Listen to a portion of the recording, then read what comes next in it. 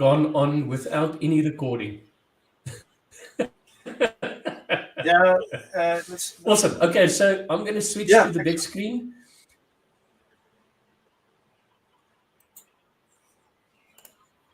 And go from there. Okay, so I'm going to put it on mute here because otherwise I'm going to get feedback. That one.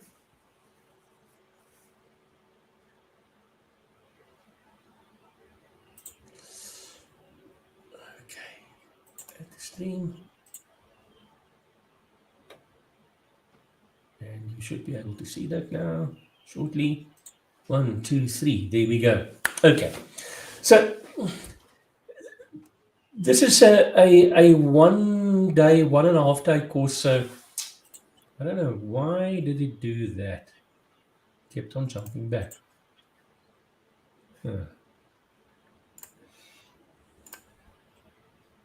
Apologies. Just want to see what's going on here. Things stopped working. I see that the broadcast on YouTube is fine. Yeah. Is it fine? Yes, okay. Perfect. Yeah. I think it's just because it's lagging a little bit. There is a lag to YouTube. I don't know if you've got a... Yeah, okay. So there will be a lag on YouTube. So just put your sound off if you've got that screen open, and let's follow it. We should be able to follow here now.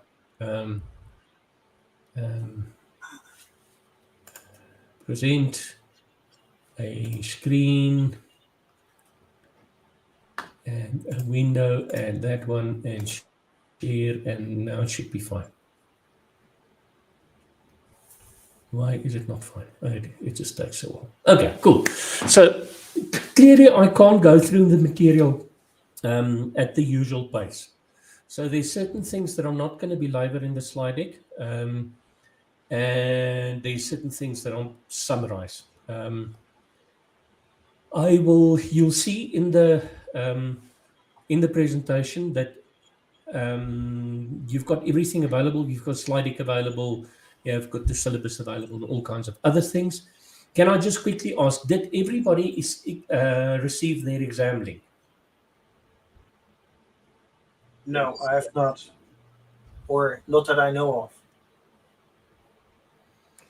Okay, so what I'll do is I'll go into the system and do a password reset, and it will send you a mail again. But that's where you'll be able to write the exam afterwards. Because this is a beta, the exam is not going to be recorded, but I'm just depending on your honesty to stick to the time and not do open book. So here are some of the links where you can get some of the stuff here. Let me just see if I do that. I can't copy now. I'll just copy it to the chat a little bit later. Okay, so the slide deck is available. You can watch everything that we've done today on YouTube afterwards. If you go to the Get It Right Netherlands site, to the ADapT Fundamentals exam with your credentials that was either sent or not sent, you would be able to write the exam.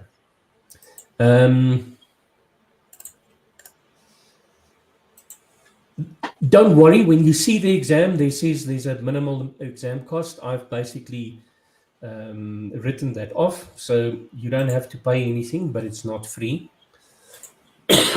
So what I'm asking you is to afterwards go to Video Ask and answer a few questions for me, and if I can use that in social media marketing, that would be great. It would also be great if you would post your credential badge once you've passed your exam on social media, share with people. I'll send you a short little spiel together with your credential badge, how you can tell people about it. If you like what you've seen, try and convince some other people to do it also. Once again, I'm going to do sessions in future that will also be free, but the exam is not going to be free. but I will give a substantial discount on the exam fee. This offer, though, ends at the end of August. If anybody wants to do this stuff in-house, let's talk. I need 6 people to actually spend some time with you and make it worthwhile. If you are a trainer with lots of experience, once you've passed the exam, there's just some paperwork that you need to do. I'll give you the training material. Okay, what happened to Peter? Okay, Peter's back. I'll give you the training material and you can actually use it to deliver training yourself.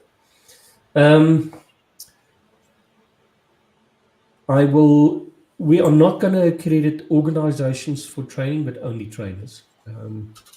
And because you're a beta trainer, you don't have to pay any trainer fees for the first year, and I'll give you 50% off the exam price for the rest of it, or for the next 12 months also. What else? For those of you who were involved in the review or the partner review group, I will send you a little thank you in the form of an SME badge, but I'll space it out a little bit so that we can hog social media a little bit. So thank you for those who contributed in the past. So let's just quickly start with what this is all about. ADapT previously used to be called Business Innovation Circles.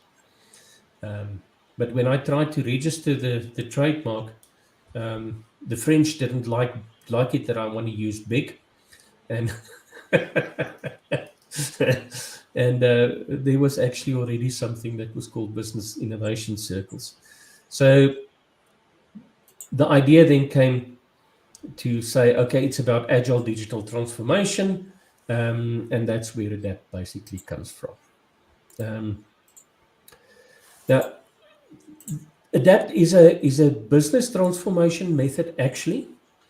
But if I say it's business transformation, then nobody's going to listen to what we've got to say, because most people misunderstand what digital transformation is. You can't transform digital. Digital is digital. You need to transform your business to do things in a new and innovative way. And that's exactly what we're trying to do with ADapT. I say it's a method, it's not a framework, because it is a 9-step process, basically. It's prescriptive. There's a lot of leeway in how you apply the precepts, but it's not a broad guide. And the reason why we made it prescriptive is when we developed Verisym, people kept on saying to us, yes, it's very interesting, it's great to read the book, but how do I do it? What are the steps? Okay. So eventually I relented and I said, well, okay, step number 1, step number 2, step number 3. And that's basically what ADapT is. So ADapT, I suppose you can say, is one of the ways in which you can implement the guidance given in Verisym. We have to have a specific area of focus. And the choice was to focus on customer value and how we deliver customer value, and specifically how we do that in the form of products or services. And please do note, if I use the word product or service during the next 3 hours, I may use it interchangeably, and no is not entirely wrong. When I actually say product, I mean product like we used to call it in the 70s, where we said products consist of goods and services. So ADapT really focuses on 3 primary things that we need to get right. We need to understand the customer and the market shifts that is demanded by the customer. Then we need to respond to those shifts by innovating. And then we need to utilize game-changing technology to realize value. And that's where the digital bit comes in. So not a huge bit there. It's based on the first ADapT book. So it is a high-level view of everything. And I'll show you now that there are some zoom ins into each one of the areas. Incidentally, if you want to share the book with your friends, here is a URL and a coupon that you can share with friends and colleagues until the 14th of July. Free, gratis, verniet. Yeah.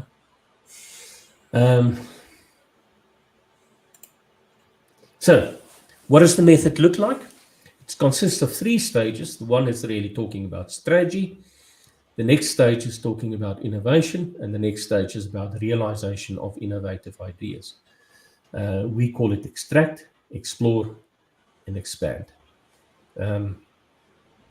Each one of the phases has got 3 steps. It is an iterative process, and one full cycle iteration typically will take about 3 months. You say, but you're not going to do all of that stuff and transform an organization in 3 months. Relax, I know. But it takes time to do this, and you need to get started. So it's best to do a little at a time and just keeping the momentum going. So the fundamental course is really to create a general awareness of ADapT as a digital transformation method, and to paint a big picture so that people understand how the bits and pieces within ADapT and the 3 courses that will advanced level courses that will follow soon, how they fit together.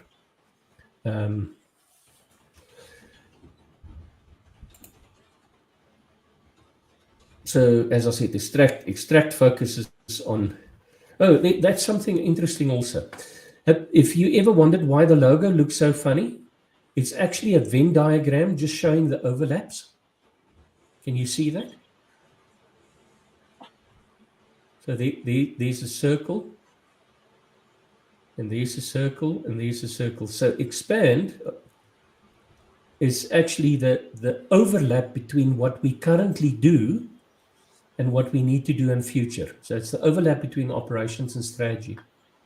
Explore is the overlap between strategy and tactics, and extract is the overlap between tactics and operations. So that's how we ended up with a three something gram. I can't remember. It's a Irish knot.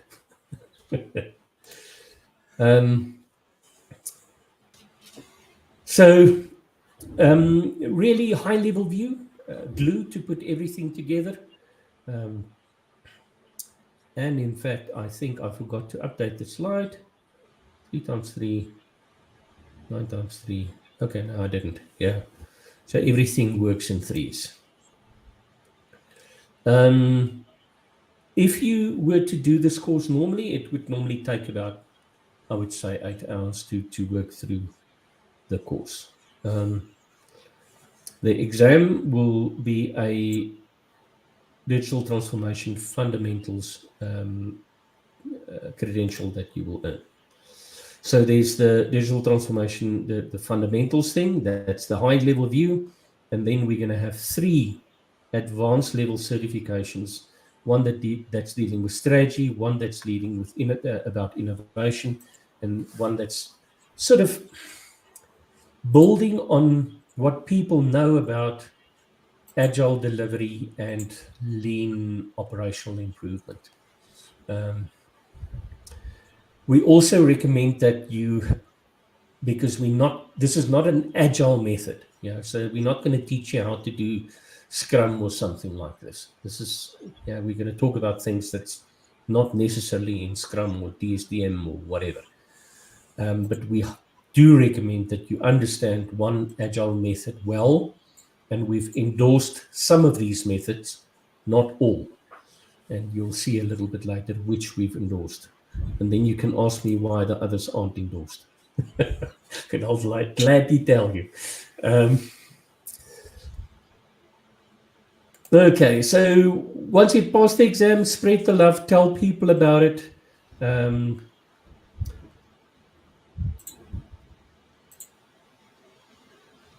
What else? Who should attend? Well, pretty much anybody that's involved in the changing of an organization to being a digital citizen. But typically what we find is people who will benefit from this is people who's in the executive, in product management, in project management, and teams, IT teams as key contributors for the things that's normally built and made available as services or products as a result. Okay, any questions? Can I go on with the first stage? Nothing? Awesome, going ahead. Okay, so extract, really about digital strategy. And it's also not fair to say digital strategy. I suppose it's digital product strategy rather, because it doesn't include everything about your digital environment. So it's not IT strategy or the DIT stuff that David wrote the book about. Yeah, it's one very small component of it, focusing on product and how product satisfies customer needs. The first step, I'm not going to belabor a lot, but it is important that organizations do have a true north, that they've got a compass, that they've got guardrails, so that they know where they're going to. So we don't talk in ADapT about things like mission and vision and all that stuff, because many organizations actually don't use this, but I do think it's important that an organization must have a purpose.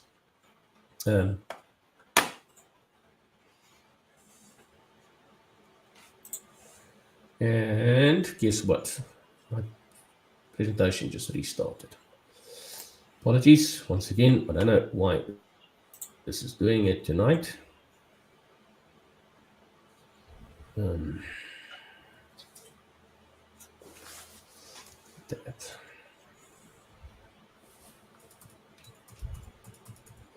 Maybe it's because I've got 17,000 windows open.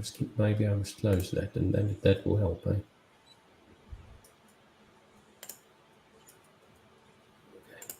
Let me not try and do 17 things together.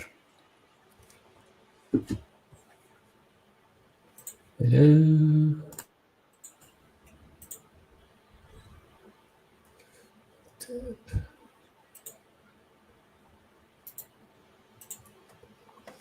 And let me share it again. Share the screen. I would.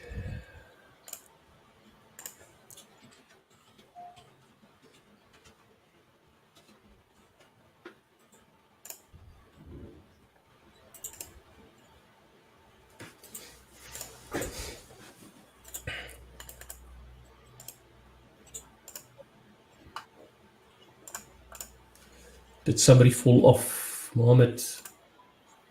Okay. Are you back? Okay. Yes.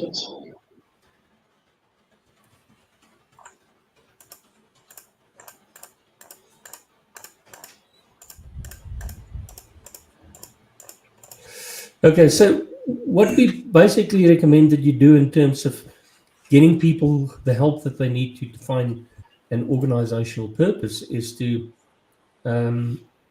actually use one of Simon Sinek's book, not this one, or is it this one? Yeah, this one. The Red Book was the first one that he published. This is a workbook. It's an excellent book to use if you want organizations to find out what the organizational purpose is. So that's pretty much all that I'm going to say about purpose. The next step, though, I think is very important. And before we can actually offer products and services that are meaningful and valuable, we need to understand what customers need. And that's not always that easy. Once again, you could have used 3 or 4 different approaches to try and understand this. Our view of this world is a customer-centric view, although we will talk a little bit about market and product also. Because if you don't understand those two, then most probably it would be much more difficult for you to quantify your customer needs and put it in context. Now, I'm not going to belabor the point in terms of what is a market approach and what is a customer approach and what is a product approach. You can read that stuff afterwards because the slides are available to you. But needless to say that you do need to understand how customers use your products or services, or why they want to use your products and services. And I think what many organizations are doing wrong is we focus so much on what we do that we forgot that the reason why we do what we do is the customer and the fact that the customer has got a need. And the approach or the sort of rabbit hole that we went down is not new. Much of it is based on theory that was first established by Ted Levitt in the mid-60s. Yeah. So just a word of caution again. Yeah, if I do say product, I mean services and goods. Yeah. And it depends on which context you use, what the finer definition would be. But that's not important at the moment. I think what is important is that organizations exist to serve customers, so that what was the Chicago School of Economics view of the purpose of a business is to make profit, and they used Adam Smith as an example, as proof of that. Just a pity that the economist misread Smith, because Smith was very aware of the context in which he did business, and the butcher, the baker, and the candlestick maker worked within a community. And it's about the community, and it's not only about profit. So the fundamental underlying theory is, as I've mentioned, Theodore Levitt's work, the work of Everett Rogers, and later then expanding on that work from Geoffrey Moore. If you want to read the book Crossing the Chasm, please do read the updated book. There's a 2012 or a 2014 version of the book, because obviously since he wrote the book in the 1990s, and now lots of things has changed. So you will recognize the underlying theory by the way that we look at what we do in response to customer needs. And we say there are basically 5 things that you can do in response to a customer need. We call it innovation types. The one is to try and come up with things to provide to customers that they didn't know they needed. Now, let me tell you this. Type 1 innovation are rare. It really doesn't happen often. Although all of us wants to believe that we're smart enough to be able to get this right, most of the times this doesn't work. Yeah. Type 2 innovation is what Clayton Christensen called disruptive innovation. And most people also don't understand what he meant by that. Disruptive innovation is when there's a group of potential customers that's got a need which could be fulfilled by existing products if they weren't that cumbersome, complex, and expensive. And what an incumbent, what an entry into the market would then do is they would look at what incumbents are doing and coming up with something much simpler, scaled down, and much cheaper. And by doing that, they will disrupt the industry. Okay, and that's why it's disruptive. So it's actually not a new need or a new idea. It's people who already know that they need something. Now we're moving over to the green side, so that's on the other side of the chasm from Moore's perspective, and type 3 and type 4 innovation are mainstream types of innovation. Type 3 innovation, well, let me do type 4 first. Type 4 innovation is what most people who are selling products and services do in any case. They try and make their product better so that they remain competitive. By making it better, they're actually making it more complex. They're making it more cumbersome to use. They're making it more expensive because they constantly add new features to try and keep up with the Joneses. What you'll typically find that if you go and look at customers that's buying something from you, you'll find somebody that says, I'm buying your customer or your product, but not for the reason that you intended. Peter Drucker said quite often customers don't buy our products for the reason we think they buy them. Yeah. So you may find somebody that finds some of the things that your product is able to do so unique and beneficial that they can use that in a completely different context. And that is type 3 innovation, is to recognize that and then to go and build something for these, what Moore calls pragmatists in pain. Yeah. The only reason why they're willing to pay so much for your cumbersome big product, if they only use 10% of the features, is because there's nothing out there that can do it for them in any case. On the other side of the fence is then on the declining side of the product life cycle, is efficiency innovation in terms of what Christensen would describe. That's not really about the product. That's about how we can deliver the product better, faster, cheaper. So for instance, building a SaaS or converting to a SaaS model doesn't really change the features of your product. So it's not type 4 innovation. It's actually type 5 innovation. You're just making it available to people in a more efficient way where you can maximize your declining profitability.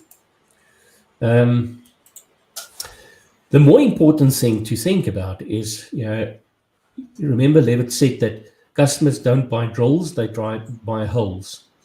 And it was Peter Drucker who then said, as a result of based on what Levitt said, that the customer needs to get a job done. And that was the beginning of jobs to be done theory. This is a central tool set that we use within ADapT. And a large portion of the advanced level course in the strategy space is going to focus on jobs to be done to help you understand how best to serve your customer needs. Just bear in mind there's different perspectives to jobs to be done. There's Ulrich, Tony Ulrich. His approach is very analytical, very detailed. Then Christensen was sort of in the middle, and then Bob Musta's approach is very marketing related and a little bit fluffy. I find the book by Jim Kolbach, I think he's from Spotify, one of the unicorns, a very pragmatic guide to use. And I've learned a hell of a lot from them, because for me, he takes some of the best of all of the different approaches and put them together. So when I started reviewing the exam questions, I realized that for the foundation course or the fundamental course, most probably I put a little bit too much emphasis on the detail of jobs to be done. So the next version of the syllabus and the course material will strip this section down a little bit. What I'm going to do is I'm going to cover what I think should be there, because when I realized what the exam questions were, I thought, no, maybe they're not quite foundation level exam questions. Yeah. So here's the premise. A customer doesn't buy your product because they like your product. They buy your product because it helps them to get something done, a job done. Yeah. That job is most probably can be described universally and over time in exactly the same way.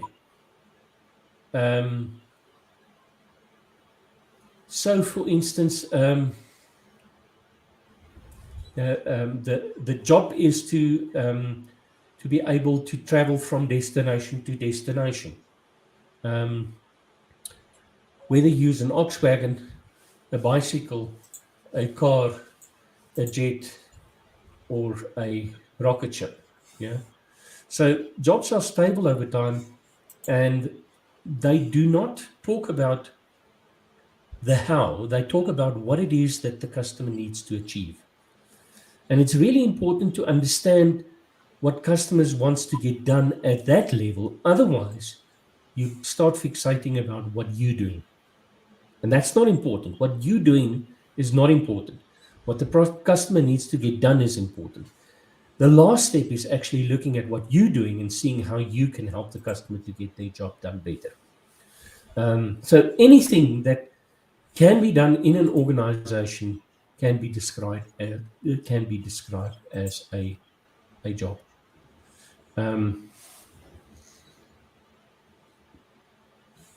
If you can do it better than your competitor, then you've got a good chance, depending how entrenched the competitors' products are. But even that's not a guarantee. You've got a very good chance of actually being chosen to serve the customer.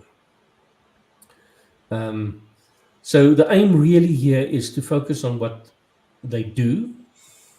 And then once you understand that, to look for opportunities to do that better, and to understand all of the things around the things that they get done, and try and get that done also. Yeah. So those are the three main things that will help you to come up with a more competitive product.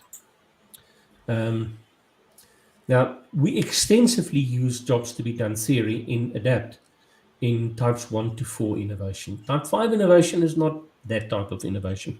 As I said, that really focuses quite a lot on how you do things and not so much on how the customer wants to get something done. So in the last step of ADapT, we'll talk about a little bit about type 5 innovation. For now, we're going to park it, and that's why on the slide it was also at a slightly, was shown with a slightly different color. How do we understand jobs? We understand jobs by understanding the context and then by mapping the job. And this is a context diagram. Yeah. So you need to understand who's the job performer. You need to understand what's the job that needs to get done. You need to understand how that job is typically done within the context of the organization. And then you need to understand why it needs to be done. For the specific customer, then you may also then think about the context. So that's the where and the when of the job. Jobs can be described at different levels, and it depends on the level of engagement. So some jobs are actually beyond a job; they're aspirational. And then we've got little jobs and big jobs and job stages and job steps. But job stages and job steps are not the job.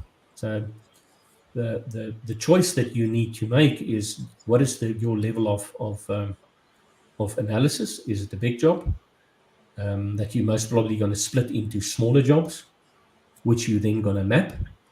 Or are you just going to focus on one of these smaller jobs and then try and do something else to try and see what are the related jobs to be able to see how you can expand your value proposition to the customer by trying to get more done. Remember, that was the third thing that we wanted to get done.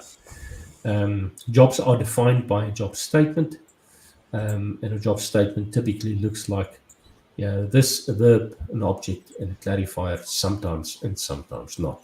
Sometimes it's pretty obvious. Also bear in mind that not all jobs are process related. Some of these jobs that needs to get done in the mind of a customer are about their emotional state, how it makes them feel, or how it makes them look within the context of the organization. However, we will never focus on a social or emotional job as the core unit of analysis when we're trying to build better products for customers. If you try to understand the job, you can map it. Mapping means you need to think where it starts and where it ends. And here's an interesting universal way of thinking about it. And these are just questions that you can ask yourself as you're busy mapping the job. I think this slide I'm going to remove. That's getting a little bit convoluted. How do we do, or how do we map jobs? There's two ways that we can do it. We can do job interviews, or we can do switch interviews. Now, job interviews is on the Tony Ulrich side of the scale. Where we really analytically think about the work that's being done. And switch interviews is rather talking about the motivation of why a customer switched from one product to another.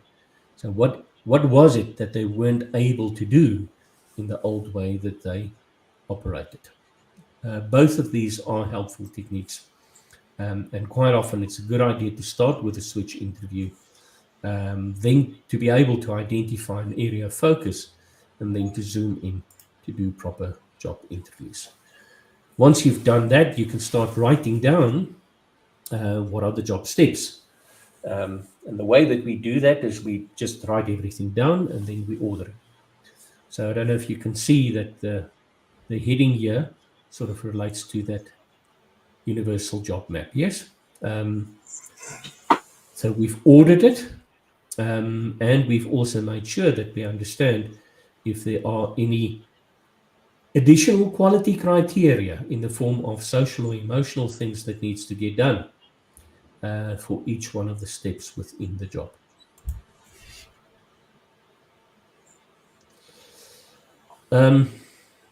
So how do we get from a job map to a product?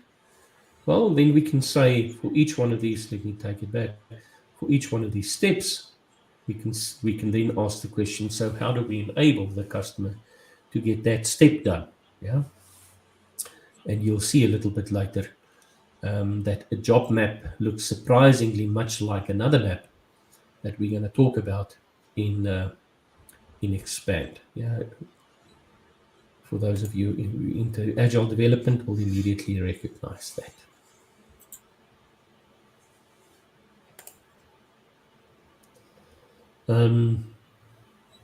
Okay. So now we understand what it is that the customer needs to get done. The next thing that we then need to do is we need to say, if we are currently offering products and services, would they help to get a job done for a customer? So the unit of analysis now becomes our product or our service. And a good and easy way to do that is to create something called product boards. So this comes from the product management community. And the guy whose work this was based on admonished me that I misuse his work, but this works, so I'll keep on misusing it. That's the guy who wrote the book Strategize, Roman Pinchler. Yeah. So what is a product board? A product board is basically a high-level view of everything about your product. And we've created different perspectives of that view of the product. So we talk about an information view of the product that focuses how you deliver value to the customer. So very much in the jobs to be done space. There's information about how the product is built and will change over time. There's a view of the market in which the product operates, and then there's a view of how the product is delivered and made available. The headings within the product board here are indications for you, and it really depends on how you view your world, as long as you sort of cover the themes that we've talked about. So I haven't done product boards in two organizations that looks exactly the same. They just don't. But we make sure that we actually talk about a product view. We talk talk about a change view, we talk about the front end view, and we talk about the back end view. Now, please note, each one of these areas has got a different color, and later you'll see these colors again. I'm not going to tell you when. Any questions?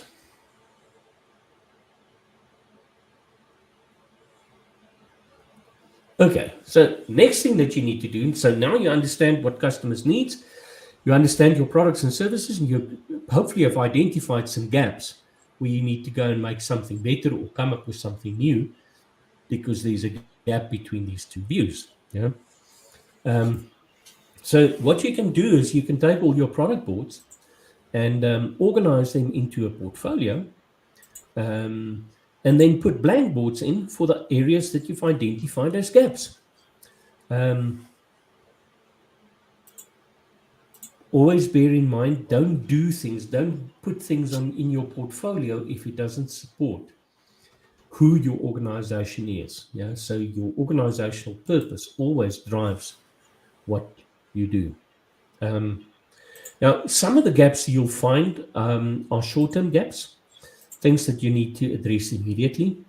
But some of them, even though you need to address it immediately, you can't do it quickly. It's going to take time. So it's really important that if you think about innovation or investment in innovation, because these gaps are the things that you need to go and innovate about, you need to have a balanced view. You need to spend an equal amount of time and effort on doing the things that will give you an immediate return, but most probably for a shorter period of time. And you also need to go and invest into developing something that will create the future for your organization. So important that you've got that balanced view. So once you've created the portfolio, what you can then do is you can go and place your products over the product life cycle. What we normally do is we use an arrow to indicate whether the product is growing or stable or declining. So that's the direction of the arrow. We normally use the size of the arrow to be an indication of either revenue or profitability. A circle is normally something that's not mainstream yet. It's something that we play around with. But you can then very quickly see where all of your products are in terms of this life cycle. Because remember, I said you need to have a balanced view. That means you have to make some investment into type 1 and 2 innovation, and equally invest in type 3 and type 4 innovation. Type 3 and type 4 is your short and medium term, and type 1 and type 2 is your long-term return on investment. Now, most organizations tell us, but we don't have the money to do all of this stuff. So we'll just focus on the things that's going to make a difference now. The risk that you run then is that you won't have a business tomorrow because you never invested in the future. Yeah. The next thing that you need to bear in mind is that so the interchange of the what do we call it? Planes here is sort of on the left-hand side is the longer-term investment, and on the right-hand side is the shorter-term investment. Another thing that you need to bear in mind when you talk about investing in coming up with new and innovative ways or making your existing products better is that certain things you can't do in the normal operational environment.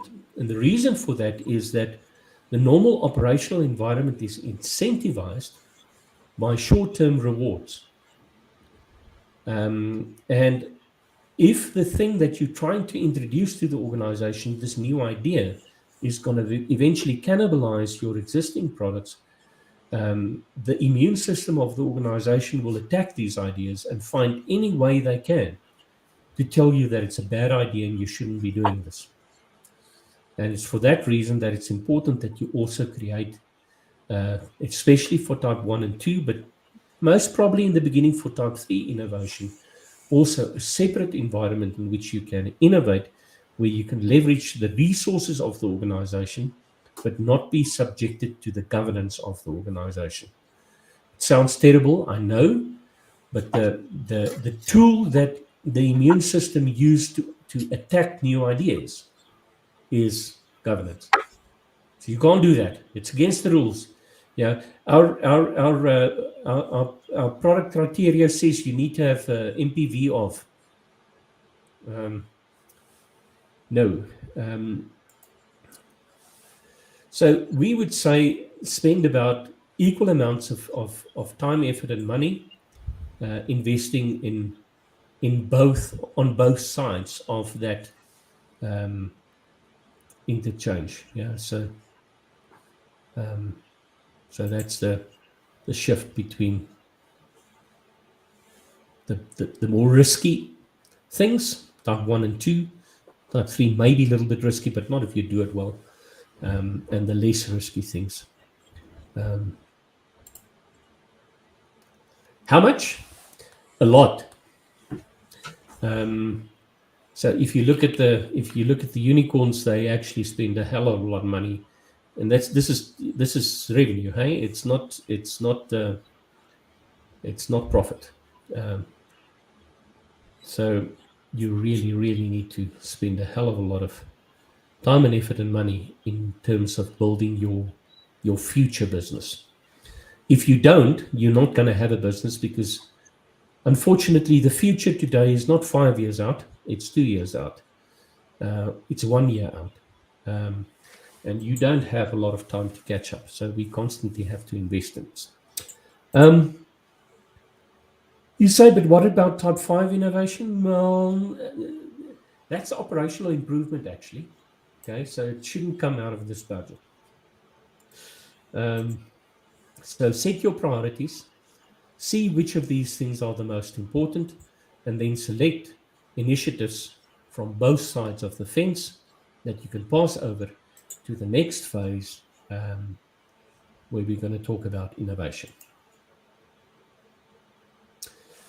Now you say, but where's all the digital stuff in everything that we've talked about so far? Well, it comes in now. So what you need to do is you need to then go and investigate what are these game-changing technologies that's out there that you can leverage to set yourself apart or to come up with a highly innovative idea in future. We call them game changers because we don't want to give them names. Because if we give them a name, then people will in 15 years' time say you still have to do that thing. Yeah. And in 15 years' time, it's no longer a game changer. Okay. So if you say to me, what are game changers today? Well, definitely AI is a game changer. Is mobile still a game changer? I don't know. I don't think so. Yeah. Is internet a game changer? Most probably not. Is internet, is big data analytics a game changer? Most probably still. Yeah. But we're not going to name them. Okay. So that's basically the first phase, which is about understanding what you need to do in terms of creating or bettering your service offering, so that you satisfy customer needs. Are there any questions before we take a quick comfort break, just 2 minutes? No, thank you. Okay, if there are no questions, then it's either exceptionally clear or it's as clear as mud.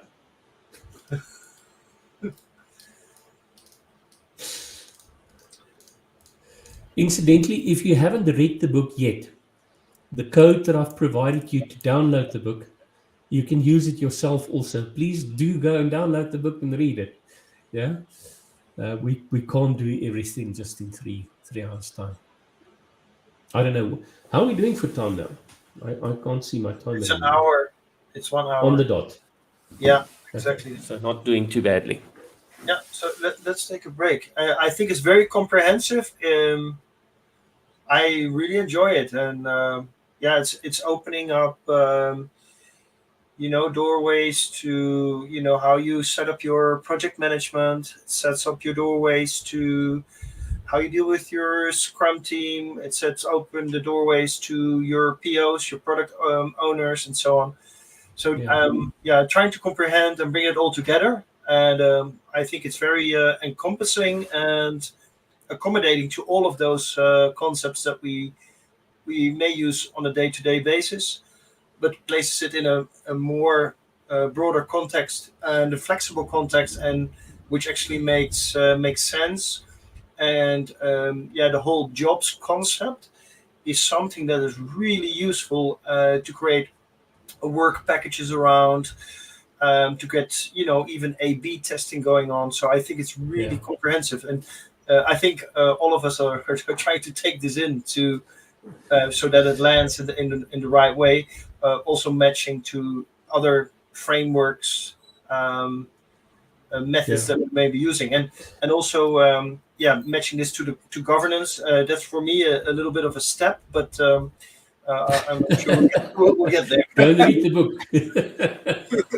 Thanks, Johan. I'm not saying don't have rules, just have separate rules.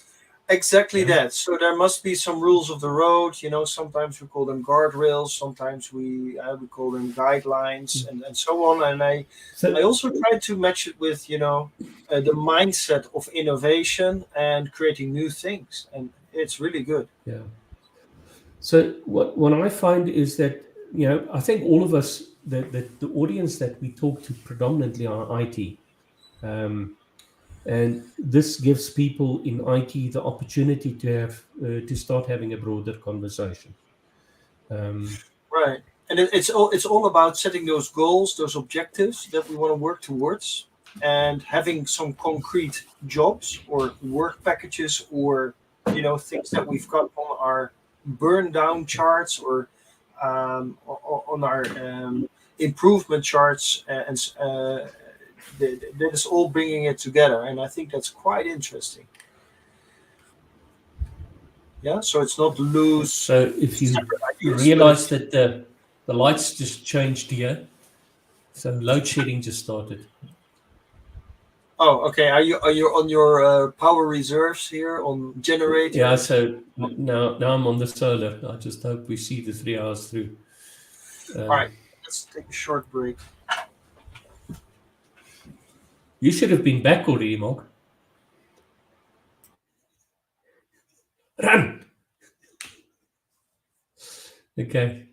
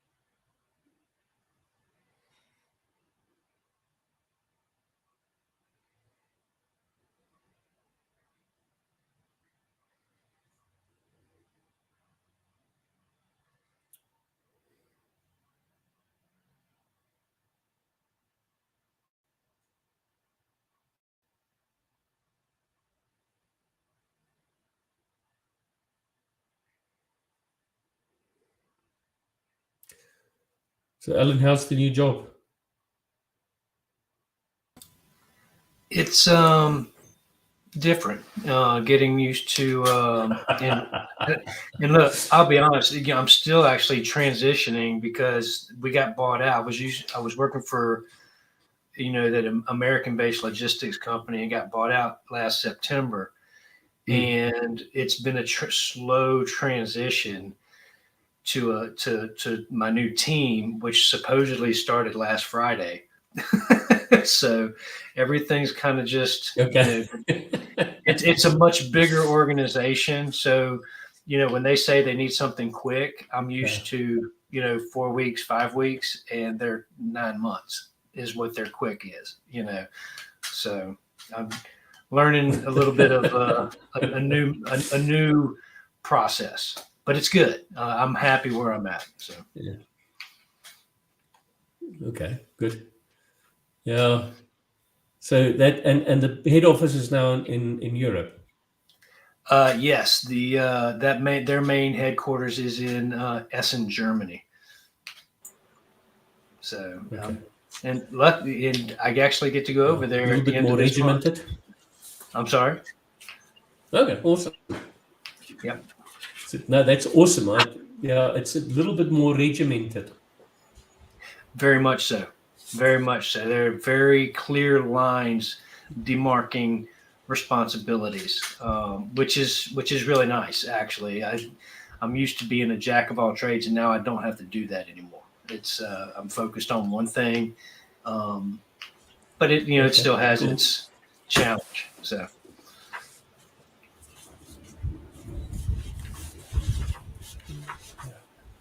I just need to see how am I going to minimize this. I'm going to close that. I'm just afraid that I've maybe lost some of the other guys.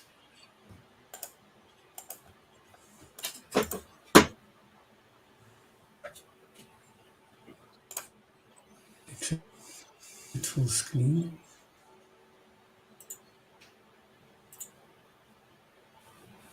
Is this still working? I hope so.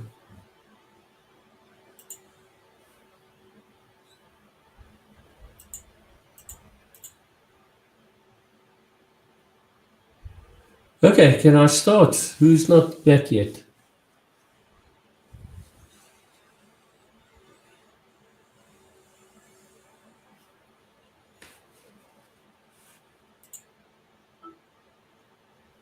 Okay, so the next stage that we're going to talk about is really going from things that we know we need to do now to actually getting it to a point where we can do something about it.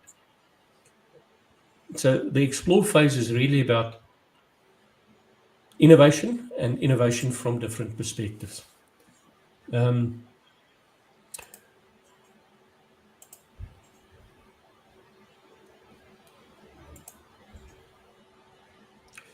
Now, because before I go on, let me actually ask you a question. Do you think everybody can innovate?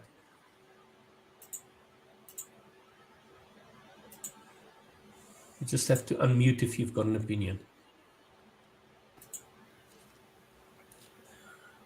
I think anybody can, but a lot of people are in circumstances or put themselves in circumstances where they cannot. Hello.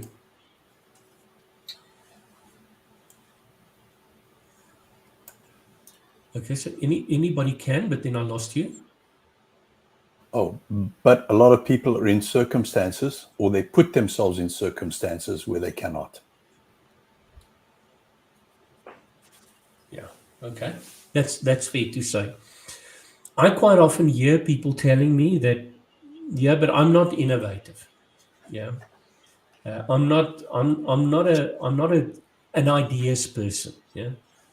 I shouldn't be involved in this stuff. Yeah. The reality is that innovation is a process, and some people are talented at coming up with, or more talented, but even those more talented people will do less well if they don't follow the innovation process. If we then say that innovation is a process, it also implies that you can teach it. Yeah, you can learn how to innovate. And people who has learned how to innovate, who's learned the rules of the game, will always have better long-term results than those who are intuitive but don't follow the rules. So this is the premise of the extract phase within ADapT.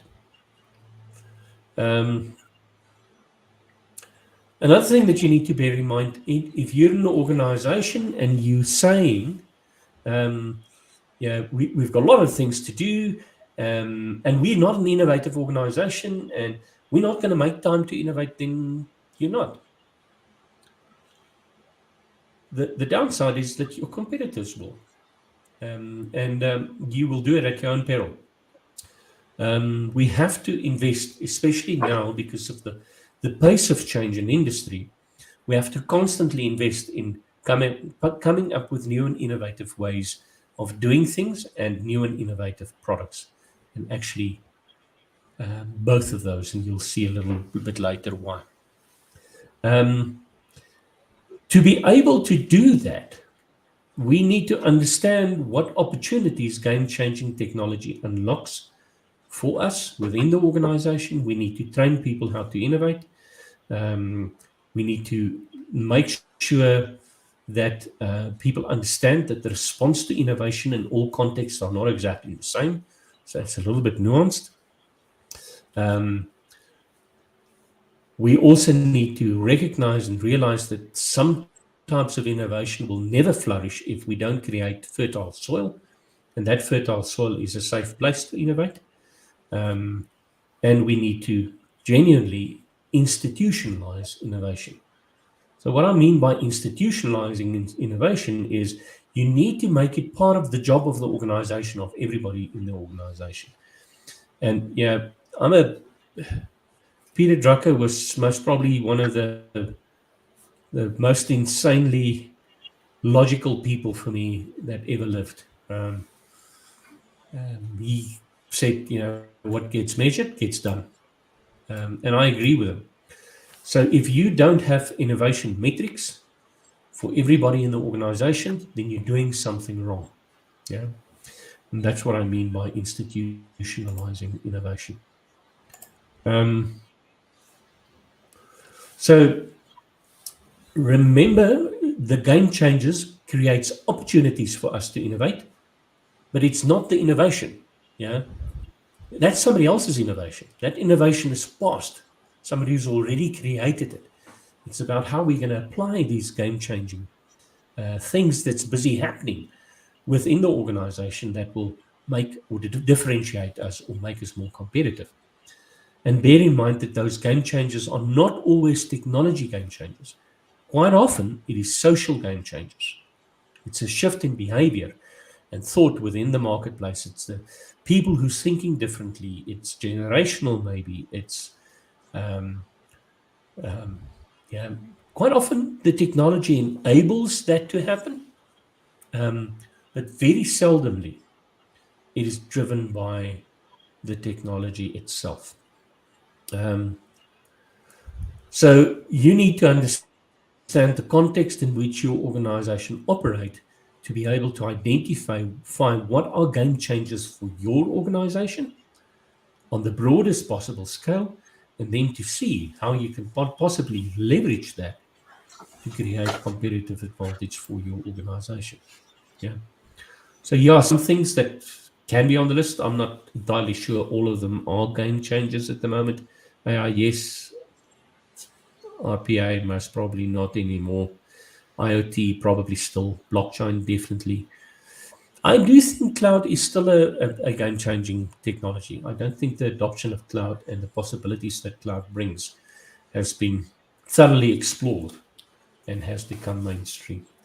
Data analytics, most probably not really. Yeah. So as you can see, as time goes on and people embrace these game changers, all of a sudden it then doesn't become a game changer anymore.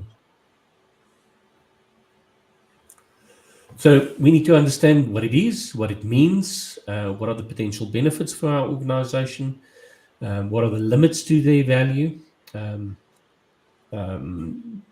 be very critical also. Just because something is new and shiny doesn't mean you have to use it. I've seen in the last 5 years, I've seen some terrible projects happening within organizations. That's just a total waste of money.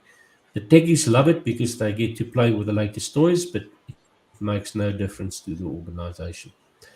The question that you need to ask yourself is, will these game changers enable my organization to come up with a game-changing way of engaging or providing value to customers within my specific market or context?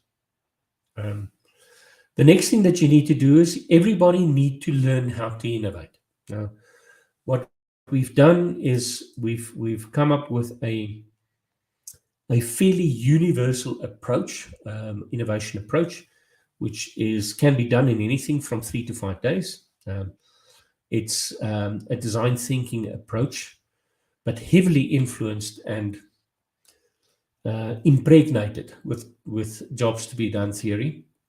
And the original sort of idea around this fast approach of developing actually comes from Google Ventures. They call it a design sprint. We call it an innovation sprint. Yes, a lot of the things that they do and we do are the same. The purple book, the innovation sprint book, this one is also Creative Commons, and we had to make it Creative Commons because so much of what's in that book actually comes from Google Ventures. So hats off Google Ventures.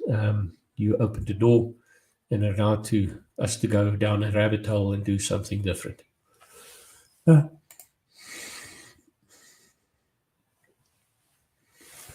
approach that's set in the book can be used for any of the innovation types, 1 to 4, not for 5. Well, I've sort of bastardized it to work in the type 5 context also, but I'll tell you about it in step 9. When it gets to type 1 and 2 innovation, the standard approach most probably can work very good, pretty good, 40% to 60% of the time. But I do think that we can even expand more on that approach by being more critical about jobs analysis to do a better job at type 4 and 3 and 4 innovation. Type 5 innovation is really, as I say, operational improvement focused. So there things like lean would be very beneficial.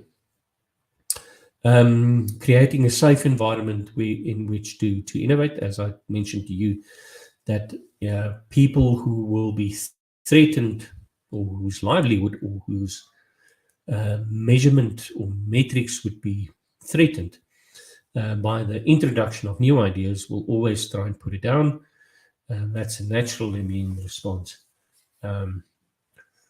So let's create an environment that is, as I mentioned before, that can leverage resources from the organization, but has got a different space and rule set.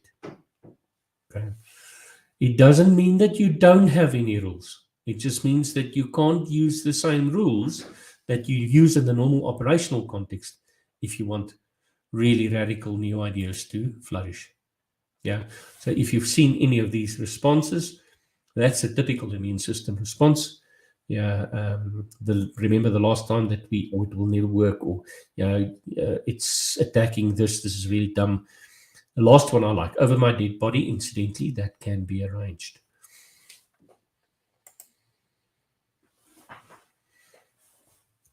Is it only the South Africans that thinks that's funny?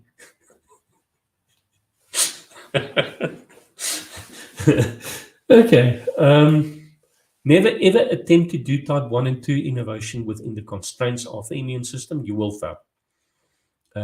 I've seen over and over organizations that they've got hackathons and they do all kinds of interesting stuff and people win prizes, but nothing ever happens because it can't happen. The immune system will not allow it to happen. So if you want this to work, you need to create that separate space. Whether it's a separate entity or just a safe space, a sandpit in which you can go and play, where the rules don't apply. And remember, if you play in a sandpit, then you don't need to have all the rules in any case because you're playing in a sandpit. Yeah. So even that justification for why you shouldn't try and do this in a separate space is not valid. Okay, so definitely type 1 and 2 innovation always within that separate space. Lockheed Martin called it the skunkworks. And if you think about when skunkworks started, that was during the Second World War. So it is not a new concept. Once again, none of the stuff that we've talked about here so far has been new concepts. This is all just taking proven theory,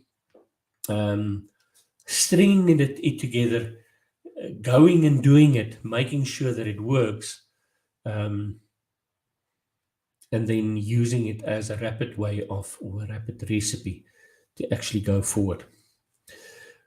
That being said, in some, especially more conservative organizations, it may even be a good idea to go and do your type 3 innovation also in the safe space. Yeah?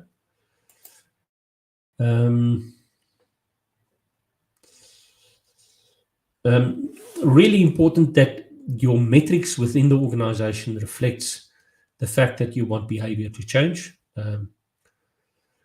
The weight of innovation metrics needs to be significant enough that no manager can afford not to score or have a score for those metrics. If you make it 2%, it's not going to make a difference. If you make it 20%, it's going to make a difference. Yeah, what gets measured gets done. Yeah, and what's really important here is, remember, you want to take people that's in operations because they've got the experience of how we do things, make them part of an innovation team. But that means now all of a sudden they lost 2 operations for a period of time. And their direct supervisor or line manager or whatever will always prioritize their own work above what the innovation team needs to do. And that's why it's so important that that manager needs to have at least 20%, I would say, of their success criteria be based on how well the team members contribute and play within the innovation sandbox. So once we've created an environment where innovation can flourish, then we need to actually, another thing that I needed to say about institutionalizers, it means we make time for innovation. There needs to be time in the organization to innovate. Yeah, and that means it's scheduled, and preferably you should get everybody involved in the organization in innovation efforts. Okay, so now we're going to talk a little bit about this innovation efforts. What is it that we need to actually do to get this done? So we've talked about the universal approach, and I'm definitely going to do a second edition of the Purple Book with some new things that we've learned in terms of combining jobs to be done and some pre-work that needs to happen before an innovation sprint.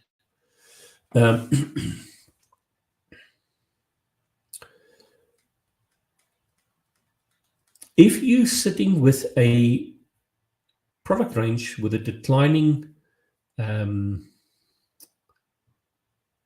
revenue potential, there's only 2 things that you can do. You can either cut cost, or you can come up with stuff that's most probably going to make it medium term very difficult for your organization, because it may cannibalize your currently profitable products and services. Now, cutting cost is something that you have to do, and most people do that. But remember, you can't cut yourself. You can't cut cost to a point where to a point of glory. Yeah, it's always diminishing returns. So that means if you don't invest in new things coming down the line that can supplant the things that you're currently doing within the organization, you don't have an organization. In 2 or 3 years' time, your organization is dead. Yeah. And yeah, this is a really difficult sort of message to get across. Yeah. So please note that these are not the types of innovation that I'm talking about here. There's sort of 3 things that you need to do. You need to come up with a revolutionary new ideas that's going to be your long-term future. You need to evolve what you're currently doing. That's your medium-term future. And you need to drastically look at what you're currently doing and try and be innovative in terms of the way that you work so that you can cut cost. Yeah. So you need to do all three of these things. If you don't do all of them, you're going to be in trouble. And most people actually focus 90% of their effort on category C, but that's too little too late. Yeah.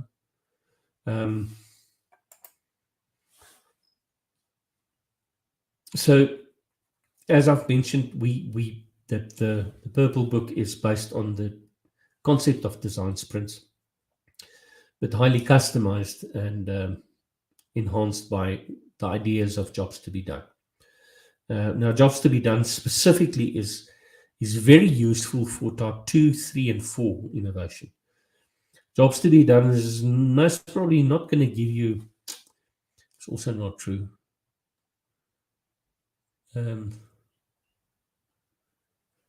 There may be some circumstances where it may give you some insights in terms of type 1 innovation, but it's unlikely. So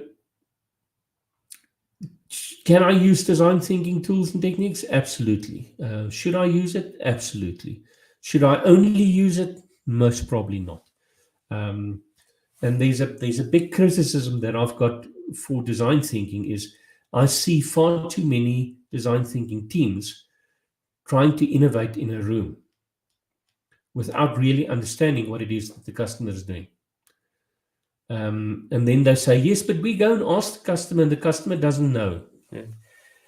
That's true. I mean, Henry Ford did say that, if he asked the customer what they wanted, they would have told him faster horses. The point, though, is, you asking a question that the customer cannot relate to. If you engaged with the customer in a different way and say, what is it that you do on a day-to-day basis? How do you do that? Why do you do that? Yeah. It's a completely different question as to what do you need. Yeah. So we need to start learning how to use a different language.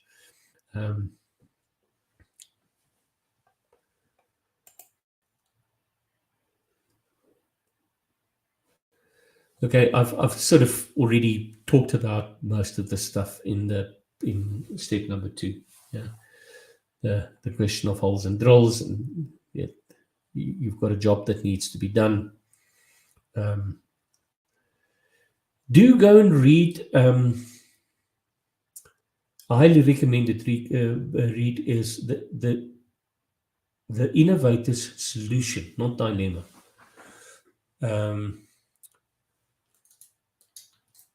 So it's a later book by Christensen. Really some good insights.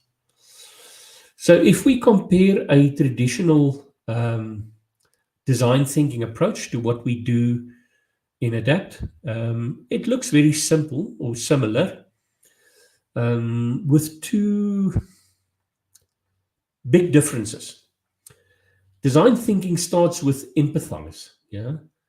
So the idea with empathize is try and put yourself in the customer's position. Yeah. That's where many of the bad things happen within design thinking, to my mind. So the better thing is have a good method of analysis to understand the customer and their needs better, and that is jobs to be done. So the first step is replaced by understand. And we don't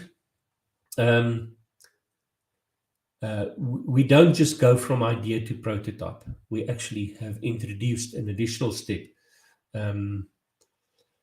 that is about critical evaluation and validation of ideas, before you start even spending time to build a prototype. You say, but it's only going to save me a day. Yeah, sure, but it's going to keep you from making some really bad mistakes also. So I like the London School of Design's way of thinking about design thinking. It's called the double diamond. That there are some rules. You first have to understand what is the solution that you, or the problem that you're trying to solve before you start building the solution. And I've lost your sound. I don't know why.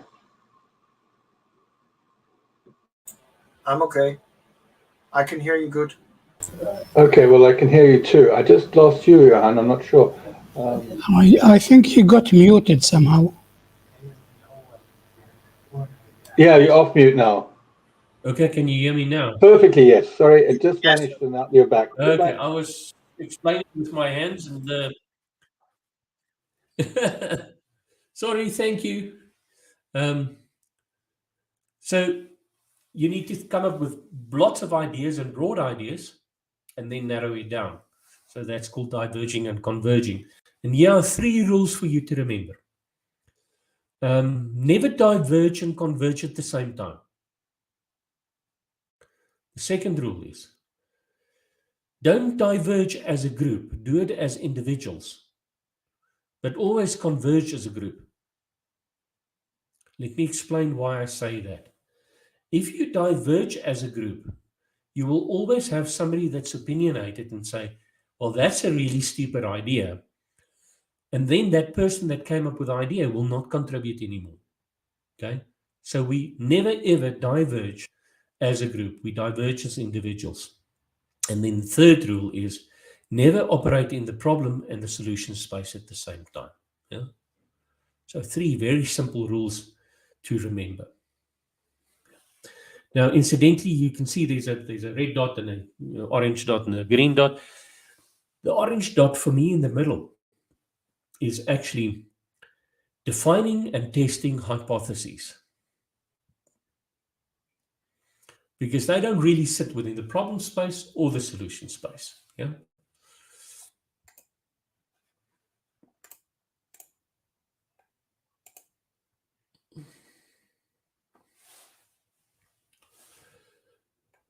Okay, this is just a view of which of these steps sits within the problem space and which sits within the solution space. Yes, and there are some transitioning steps.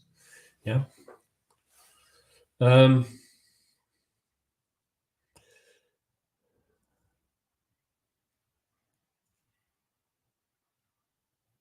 then that last rule that I forgot about is if you're busy innovating, focus on innovation.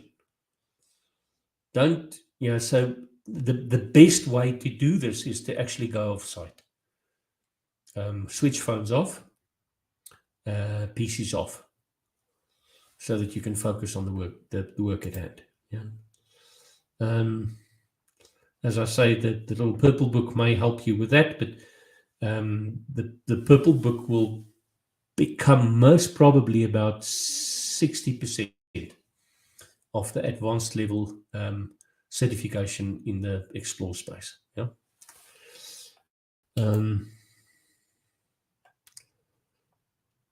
Now, the way that design sprints and the innovation sprint works is that we start in an environment that's separated from our day-to-day job.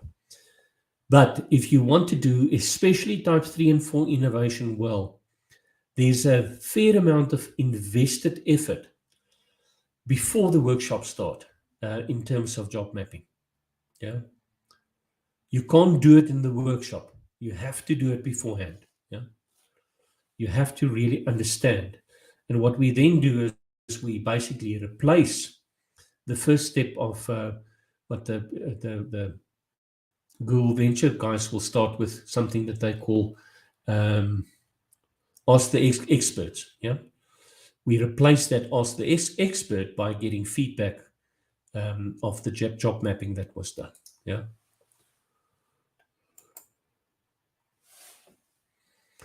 Come up with on day 3. So day 1 is really is understanding the morning and the afternoon, you already start thinking about ways that you can solve the problem. Day number 3, you expand on this by building a prototype, something that you can show a customer. And on day 4, you can then show a customer. And clearly, if it's in 3 or 4 days that you're going to do this thing, it can't be high fidelity. So most probably something like a paper prototype or a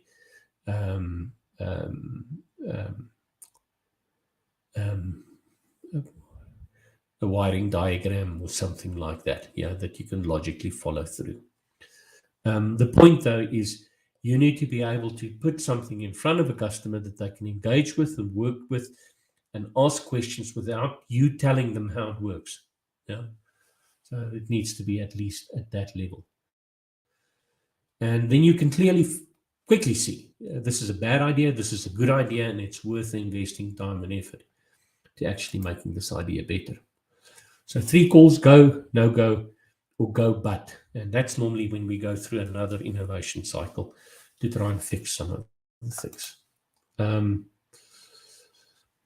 Remember, it's not about the technology, but you want to utilize things that will help you to do things radically and drastically different. So don't focus on the technology, but make sure that you leverage the technology to be able to do things radically differently. Here's an innovation checklist. It's a little bit outdated, but I still put it in. I thought it was a cool reference, something that you can just use. Okay, so that brings me to the last step in the second phase, and we call it bulletproof the business model. Now, let's think about it. If you want to introduce something new into the organization, and this something new needs to be presented, sold, supported to customers in such a way that it requires you as an organization to change what you do quite significantly, it would be a stupid idea to try and introduce it with the current business model, who you know won't support this, and then willingly and knowingly fail. So really not a good idea. Before you introduce new innovative things, you need to ask yourself, can the current business model accommodate this new way of work? And if not, what are we going to do about it? Are we going to change our current way of work? Or are we going to say this is just so far off, our organization just cannot do this stuff, that you then start a separate business unit to do it? Or in some instances, go somewhere else and sell the idea. But to try and do it within the constraints of your business model that will hamper its success is just dumb. It's really a stupid idea. So this whole idea of business model mapping, we've borrowed once again. So all of the stuff, none of the ideas in ADapT is truly unique and coming from nowhere. They're all based on things that's gone before. And in this instance, it is the business model canvas. What we've done is we've changed the canvas slightly. We've introduced some new elements. You'll see that this canvas is slightly more complicated. And I don't know if you recognize the colors.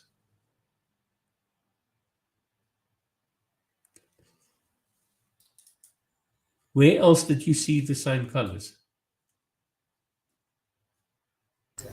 These are the product board colors, right? Anybody?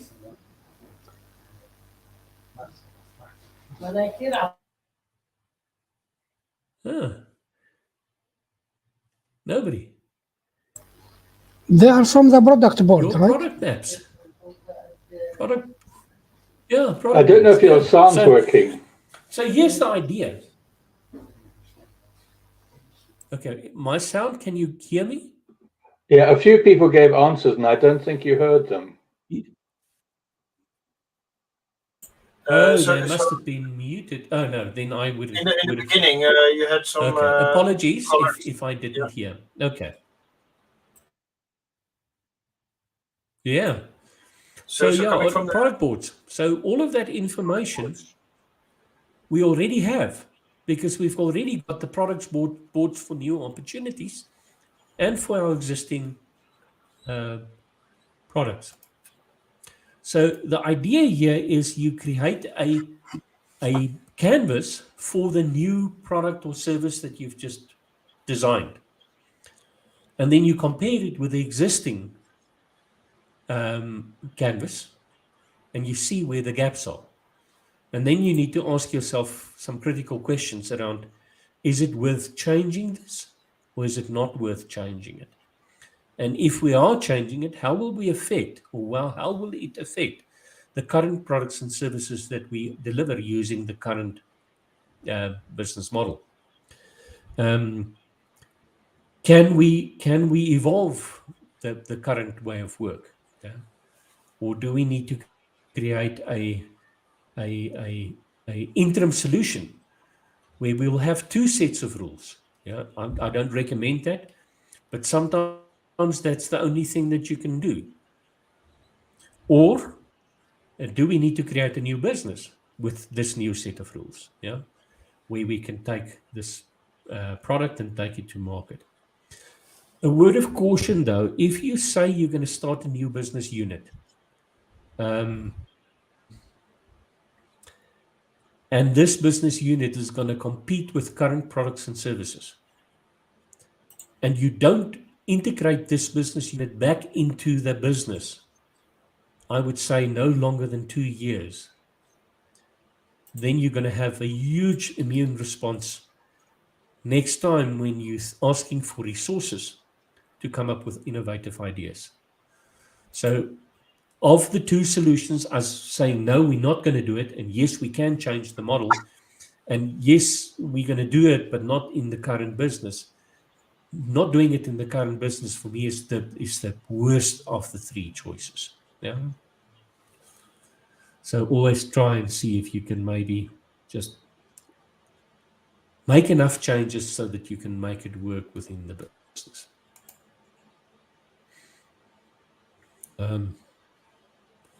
Sometimes it's just not possible. The cultural shift that's necessary is just too big. Then there's also this concept in ADapT of executive innovation. And in this scenario, we don't look at a new product that we're trying to introduce. So we actually use a concept that came from, I think, AT&T in the 1950s. That was called idealized idealized design. The concept here is that the executive or the senior managers of the organization go away for a day or two. They go and reimagine the business as if they've lost everything overnight. Yeah. And the reason why that's so important, so the rules are, you've lost everything overnight, you don't have any baggage or any constraints, and you've got as much money as you can ask for. How would you design the business to look like today? Yeah. And then once you've done that, you go and compare the old and the new also, and go through a similar process.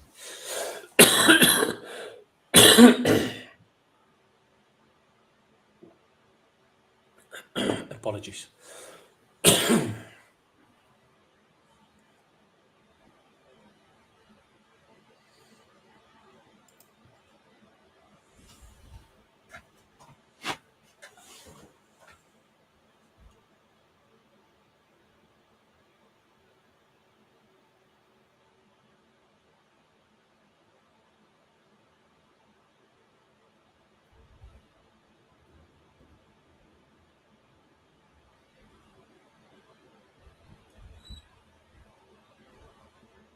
You're on mute, I think. Yeah.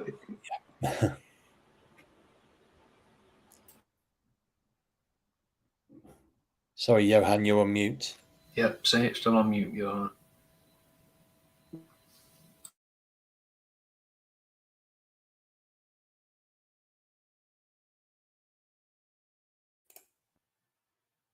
And now? Loud Can and you clear hear now. me? Yes, yes. Yeah. Okay, awesome. Thank you. Okay. So all of the stuff that we've talked about now, in the last 3 steps, would be part of the middle advanced certification. Now, once we're done, we're going to talk a little bit about the 3 different follow-on certifications also.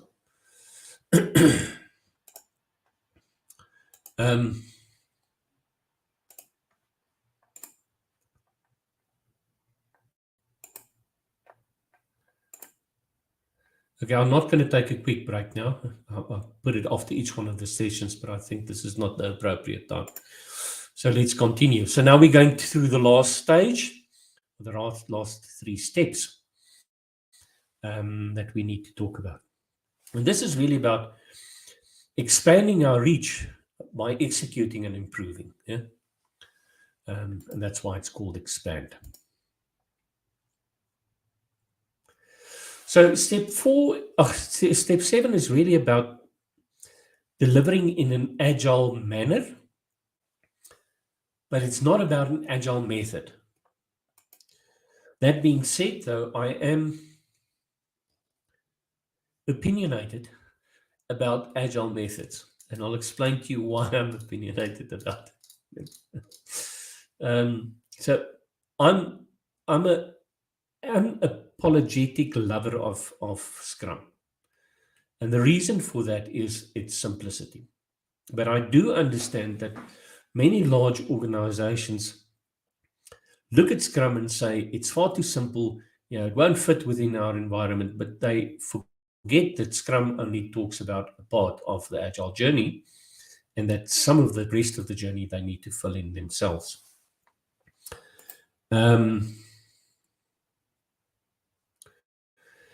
Do know one method well. I don't know all of the methods, so I can't have an opinion about all of them, but I can have an opinion about those that I know. So if you ask me DSTM, or now called ABC, love it. It's a little bit more heavy-handed approach than Scrum. Maybe even DAD, I'll say okay. But then there's some of the methods for me that's becoming semi-agile, and there's no such thing as semi-agile.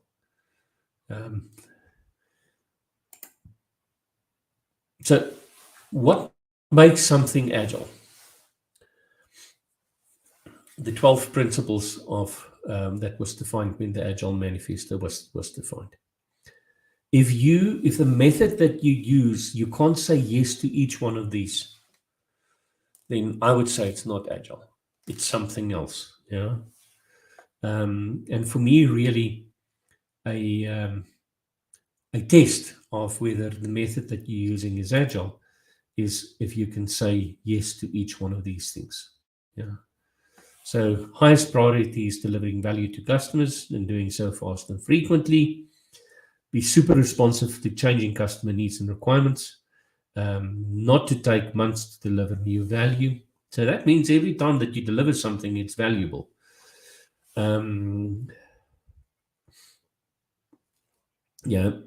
Involve customers, speak to them often, continually show them stuff, get their feedback, empower people to get the job done. Don't put artificial obstacles in their way. Once again, spend time with customers, the users. Ask them stuff. Show them stuff. So the key metric to use in Agile is not how fast you did it or whatever, it's whether something is valuable. So we need to reimagine also how we measure quite a lot within an organization. Agile is not magic. And this is what many executives think, is that Agile enables you to do more with the same amount of resources if you force the old rules still on the same people. Yeah. It is true that you can do more being Agile, but yeah, then you must make sure that you are truly Agile, because being truly Agile means that you won't misuse people. Everybody must be able, or you must have the right skills within the pool who's doing the work. Otherwise, you're not going to get it done. Yeah. Do what's necessary. Don't do more. And the first thing that people tell me when I say them that is, yeah, but shouldn't you do more? Why? If you do what's necessary, then it's done, isn't it?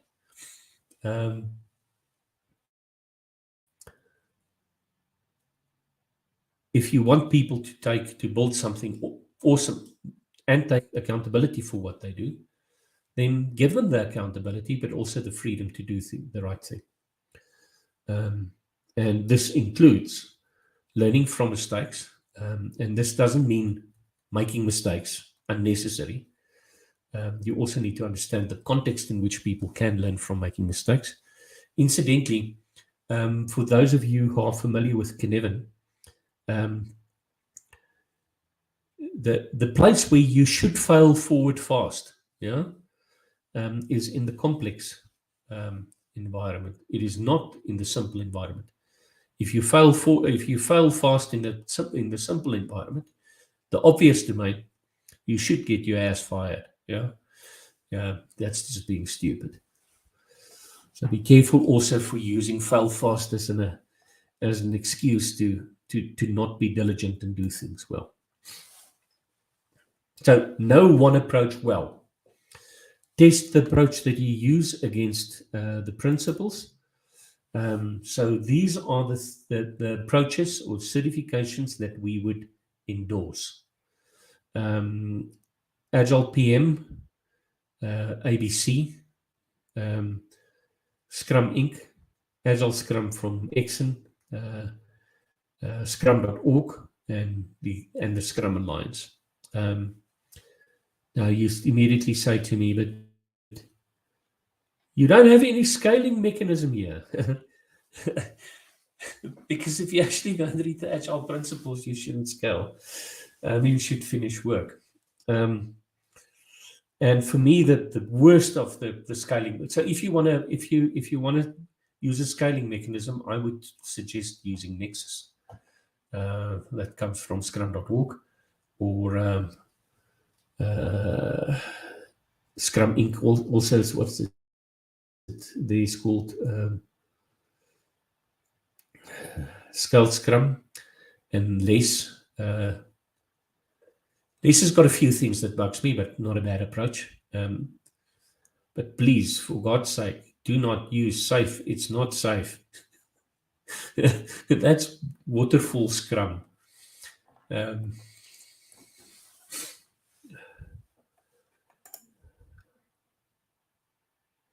Okay, so how do we get from a high-level idea that we had in the previous life cycle to a product backlog? Lots of people struggle with this. So a really good way of doing this is to do story mapping. And if I show you a story map, you may recognize this. It's very easy to go from a job map to a story map. Structure is not that different. Only thing that we're doing now is now we're ordering the job steps in such a way that we can say iteration 1 is the MVP, iteration 2, iteration 3, iteration 4. Yeah. What have we done? We've just prioritized the product backlog also. Yeah. So a very easy method to use to create a product backlog, an initial product backlog.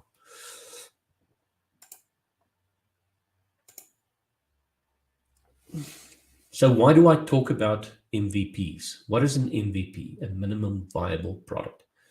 This is something that everybody throws away around these days about things that they do. And if I look at the stuff that people do, I go, so where's the viable product in that?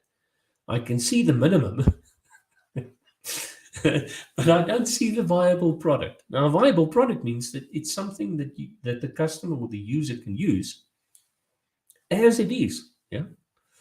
And then we can later add features. So if you think about it in a innovation type context, is for type 2 and type 3 innovation, we should build a MVP first. And then once the customer has accepted the product as something that's working, and it has crossed the chasm, then actually we're no longer doing type 2 or type 3 innovation. We're busy with type 4 innovation. Yeah. Because we're adding features. We're making it bigger. Yeah. We're making a new version of the product, a bigger version of the product.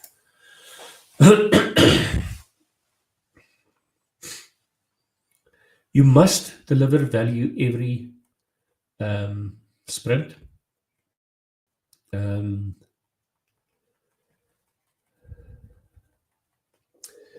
Now, what if you can't build something that's valuable and usable within a sprint? Strictly speaking, from a Scrum perspective, then your sprint has failed. Remember, in the Scrum Guide, we say that a sprint can be up to 4 weeks long. And I'm not saying this is what you should do, but I quite often do this with customers. Our initial sprint is longer. Yeah. Do, however, to try and stick to the 4 weeks. Yeah. If you go over that, then it's sort of becoming mini waterfall again. Yeah. But it's better for you to focus and get something comprehensively working in the hand of a customer or user than showing them a demo that they can't use. Yeah.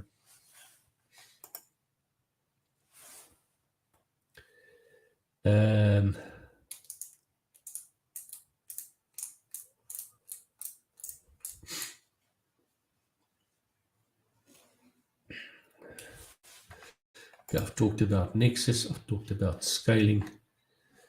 So let me just give you a little bit of background in terms of scaling approaches and what makes some of them wrong and what makes some of them allowable. If you try and scale your product backlog, that's a bad idea. Yeah. If you try and scale delivery by breaking the work up between a bunch of teams who can work on delivering something usable in a sprint or in an iteration, that's a fine way of scaling. Yeah. But be very careful for things like release planning. Yeah. Anything that's forward planning, that's got you expand the horizon, the time horizon of delivery.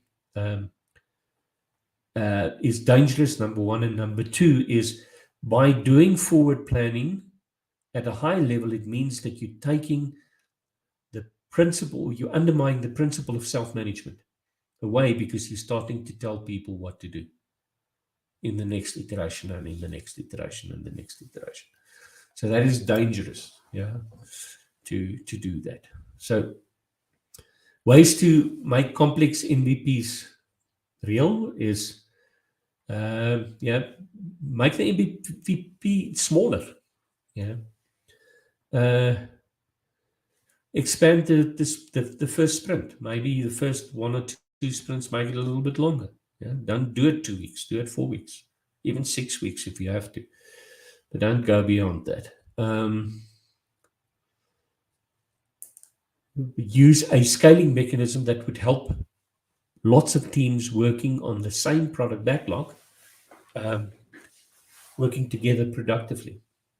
Incidentally, the rule is 1 product backlog, 1 product owner. So also don't try and scale by doing product management scaling. Things like stupid things like having a chief product owner and sub product owners, and having different views from different customers for the same product backlog. Yes, I know it's in the Exxon syllabus, but if you go and read the book, you will see that I warn you against the bad consequences of using those approaches.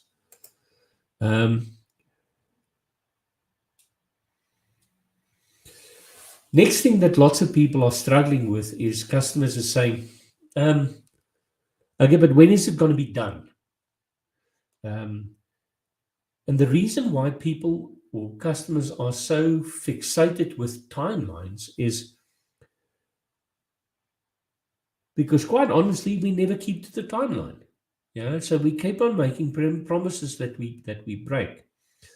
So the approach should rather be to give the customer a view of, or a view of activities that's not commitment based, but rather aspirational, so that they understand that we're working towards the right ends. Yeah. And then to make sure that they value the things that we deliver every time that we deliver something. That will build confidence in our ability to deliver then again. Yeah. So using something like product roadmaps is a good idea. Just be careful that you don't change or turn your roadmaps into Gantt charts, which again is a commitment of something at a specific date. They look similar to Gantt charts, but they're not.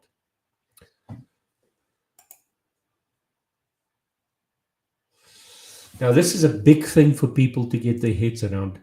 Agile is not about projects. Agile has never actually been a project management methodology. If you think about it, Agile is about knowing what a product should be able to do and continually improving that product. So it's a constant improvement view of a product towards a end goal. So it's not a project management method, it's a product management view, and it's a continual improvement view of product management.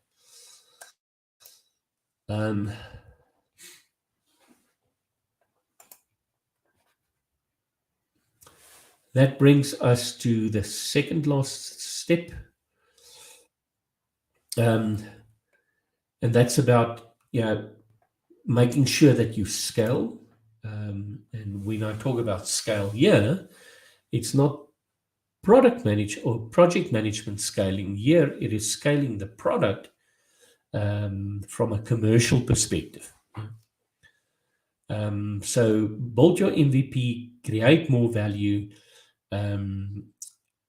make your product better over time, and get it into the hands of more and more people as fast as you can. So that's what we mean by scaling in this context. Make sure that an MVP gets a complete job done, not a half a job done, half-assed, if I may say so.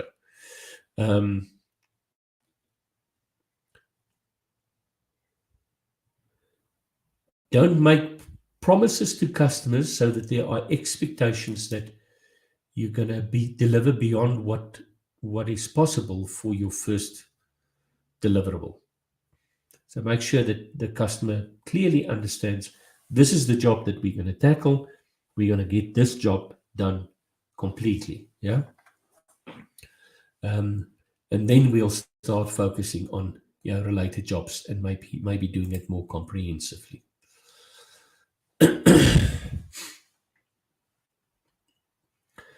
If you come up with really innovative things, the challenge in terms of scaling is to find a customer on the other side of the chasm who's willing to say your idea is a good idea. Now, as we did with type 3 innovation, where we said we've got customers that's buying our mainline products or mainstream products, but for a different reason. Ask yourself, this new innovation that you've come up with that's on the wrong side of the chasm, what type of jobs does it address? And then go and find unsettled, or what it we'll call them, pragmatists in pain, people on the right side of the the chasm, with a problem that this new thing of yours will be able to solve. What you then need to do is you need to put all your attention and focus into solving their problem, because they're on the right side of the chasm. If you get it right for them and they give you an endorsement, the chances of your product growing quite significantly and fast, and disrupting a current market is then very, very likely.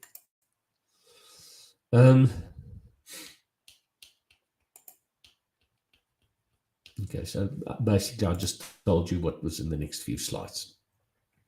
So remember, Agile is continual improvement. Just when you get a customer and they're happy, don't stop. Keep on making your product better. Yeah. The next thing that you also then need to do is you need to leverage happy customers in reaching new customers. And advertising and marketing has changed so much in the last few years. It's scary, and social proof is becoming a really, really important thing. So if you get customers that love what you do, ask them to help you create social evidence so that you can use that when marketing and selling the product to other pragmatists.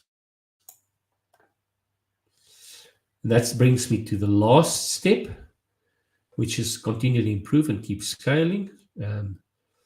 This is very operationally focused.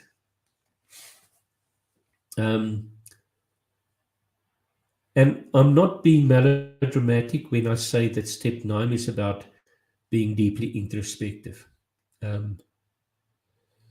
I think that's what most organizations actually spend far too little time in self-understanding.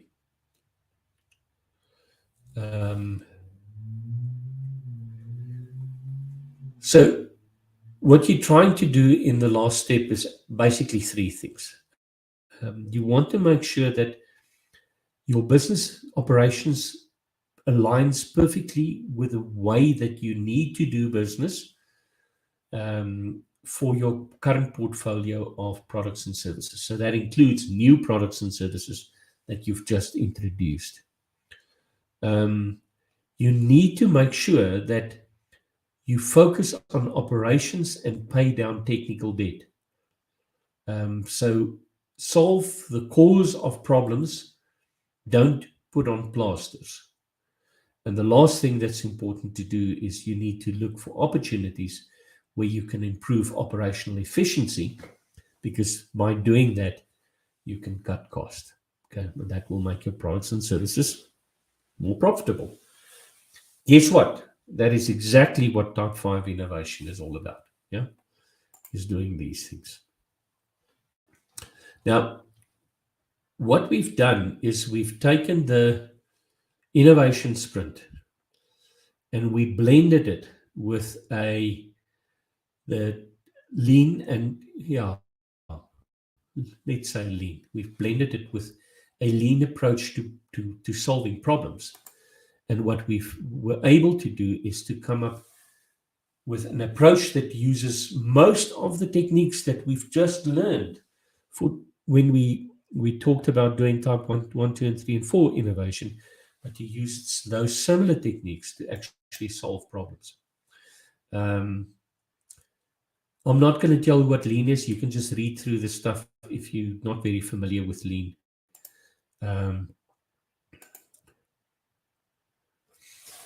I'll show you what that approach looks like in a few slides. But I just want to quickly touch on something else also. As you systematize and standardize what you do within your environment, it creates opportunities where you can once again leverage technology to optimize organizational performance. Yeah, so always look for opportunities to standardize, number one. Standardize work first and do it manually. Make sure it is measurable. And if you can then see it is regimented and easily measurable, then that's a good place for you to start with automation activities. Okay, so standardization really helps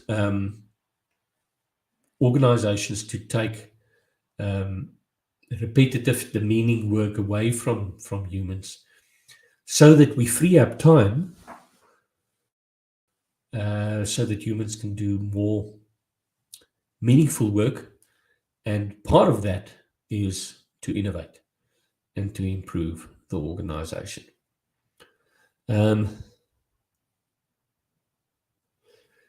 Don't automate if it doesn't work well manually first. And remember, automation is not this is a spelling. I don't know why it says in this sense. Oh, in this sense is not AI. Yeah, so it's not artificial intelligence.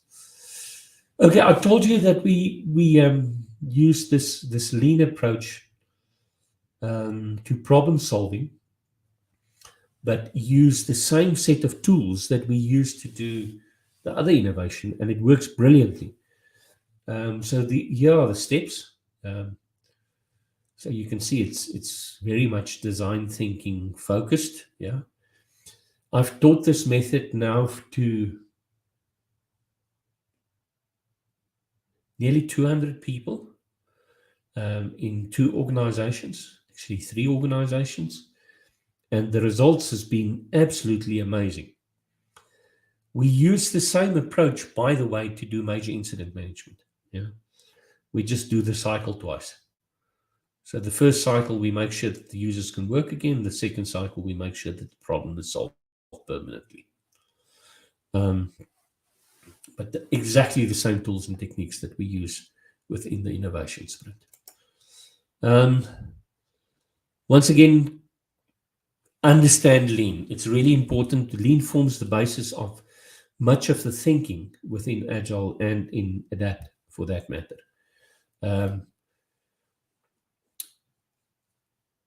Things that I would recommend that you look at, the Lean IT stuff, and then some really interesting practical certification from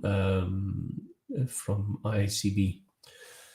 So the certification says go and learn the theory on your own. So go and read the Toyota books, then go and apply it, and send a body of evidence in as meeting specific criteria for certification. Okay, so that brings me at the end of the last stage within ADapT, which was called Expand. Are there any questions before we go on? Johan, I just want to ask about the coding as a footer of each slide. Does it mean anything? Which slide? Each slide have maybe 2 or 3 codes at the footer of the slide. Oh, okay. I'm glad that you asked. So one of the things that you can download is the syllabus. So what I would recommend that if you use the slides for training, please remove those codes. But those codes are there for you as a trainer so that you can make sure that everything in the syllabus.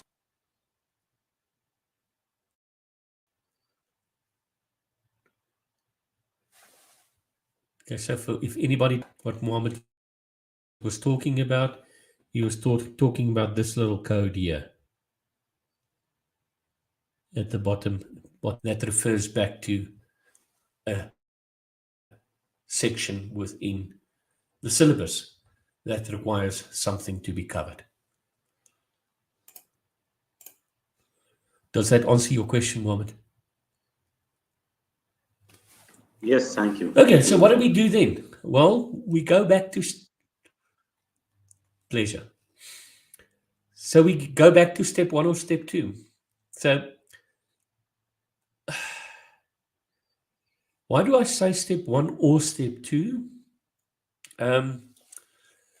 Because the purpose of the organization is most probably not going to change. It's unlikely that it's going to change.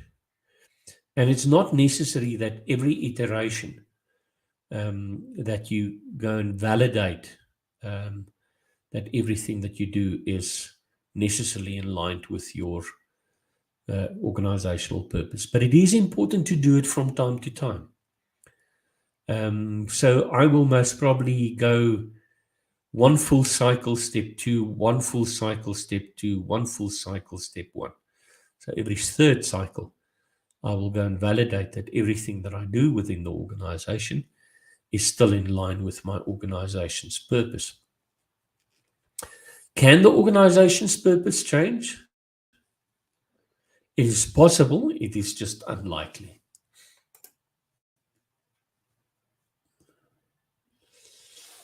Okay, so the last little thing that I want to talk to you about is, and this is really, really important because this is going to make or break ADapT,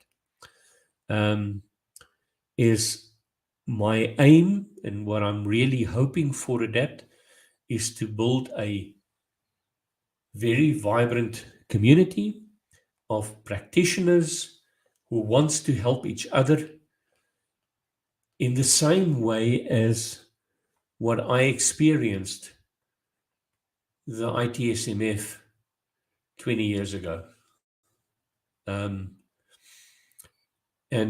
I think to a large extent,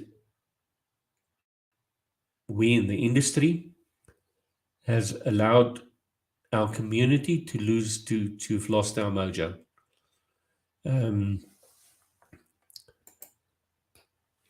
So I've had conversations with all of the major certification bodies, and at the end of the conversations, I've decided that ADapT needs to be owned ultimately by the people who practice it.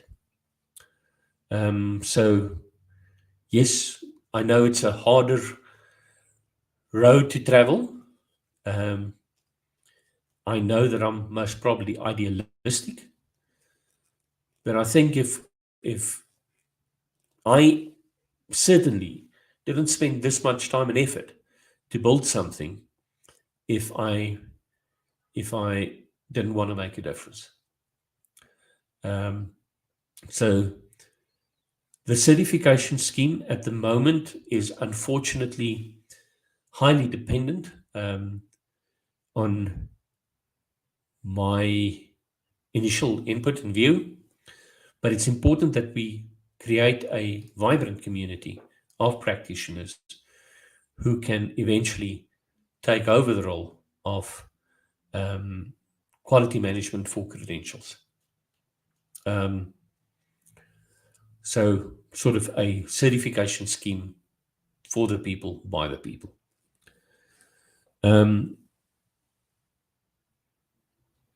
The only way that we're going to make this work is if everybody who's taken the effort to write an exam and get certified actually starts playing an active role in the community.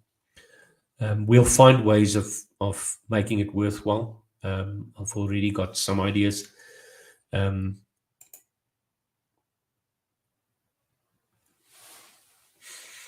First of all, anybody who's actually got a credential will automatically become part of the community. I know that some people may want to become part of the community as professional commercial type role players, somebody like a consultant, for instance. Yeah, maybe they want but we can discuss it in the community, a separate credential. And I'm specifically using the word credential here, not certification. And a community is not a community if the community doesn't develop and grow. So one of the things that's for me an absolute prerequisite is the development of micro and mini credentials that would be available to community members, depending on how people contribute to the community.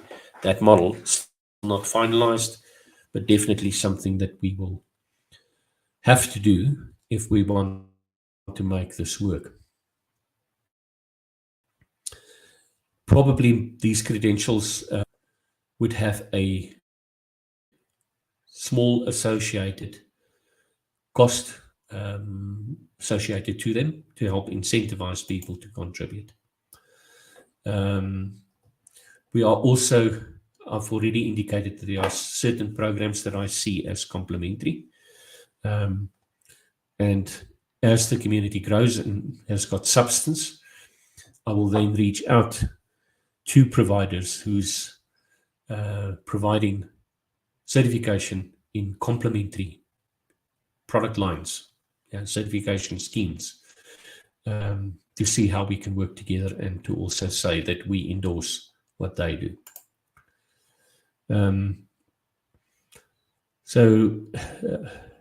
A mini credential MC is 1,100 Roman numerals. So what I foresee is a bunch of additional small little things that people can do. Most probably taking anything from between an hour to 3 hours to learn something very, very specific. Yeah, and the difference between a mini and a micro would be obviously how much time is involved in that. Some of these are already partly developed. I've just told you about the problem management workshops that I've done over and over and over again. So that's clearly available now. So if somebody's battling with finding a really good team-based approach to solve problems, yeah, I can already help and give you some content in terms of learning how to do that. So the idea is that the community will actually go and create the stuff, and also not only share the love in terms of making new learnings available. It took me a long time to get used to the fact that there's now a word in English called learnings. But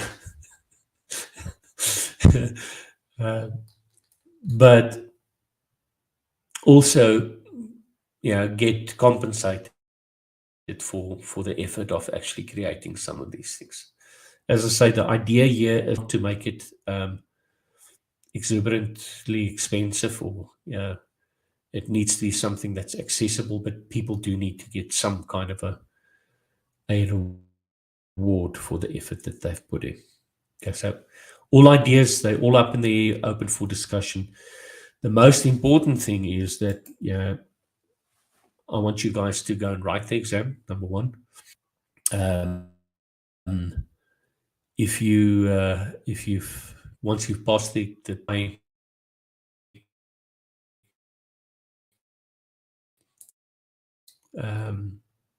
spreading the word, obviously, if you like it. If you think it's a load of hogwash, then I will also ask you to please give me some feedback on the session and the way that I've put the credentialing scheme together. If you're willing to, please do it in video, and we may be able to use some of that feedback as social proof also. But I'm not asking you to give me sterling reviews. Tell me if things are bugging you also. thing about community is also we are honest with each other. We're just not, we can share our honest opinion without being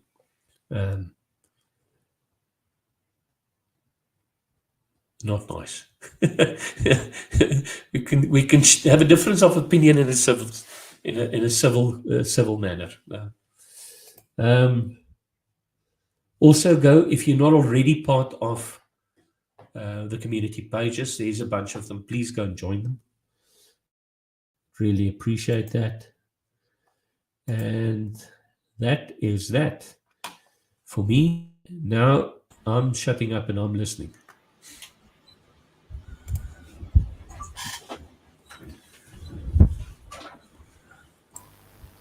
Okay, I'm trying the exam link, but it is not working so far. I found all the links and Okay, so all of you have got my.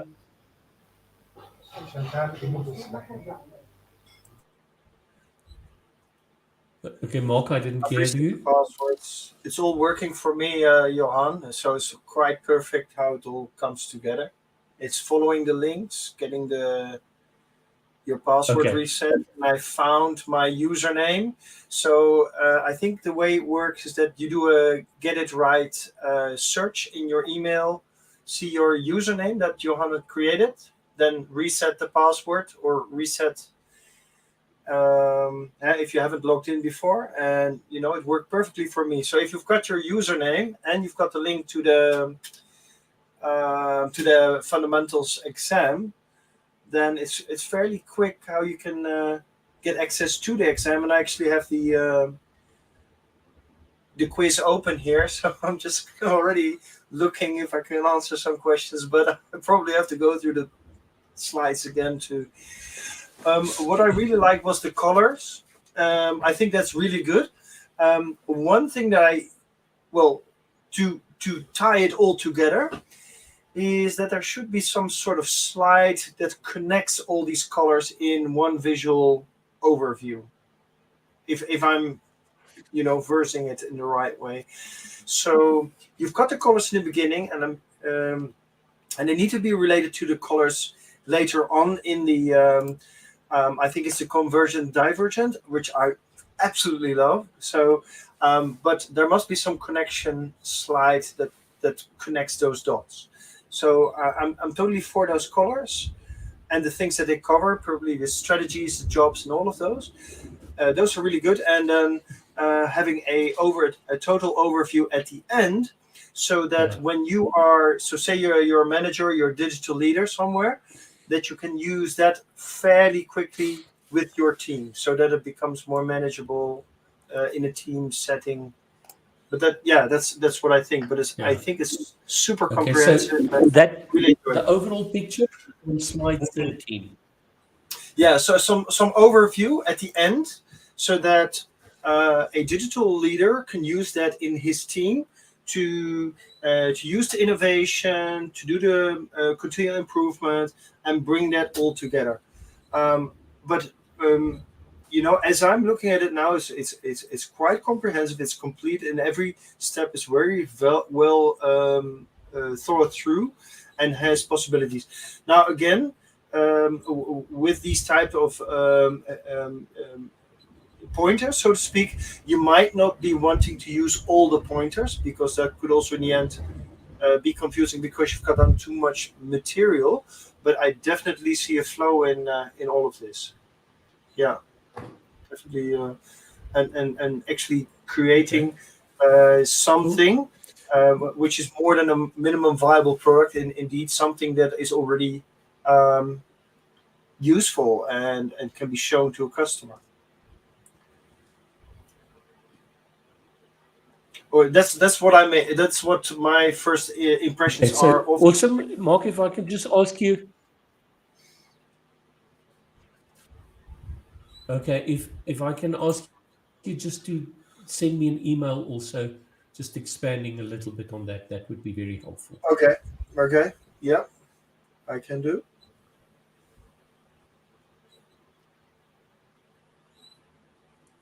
Comments, questions, complaints?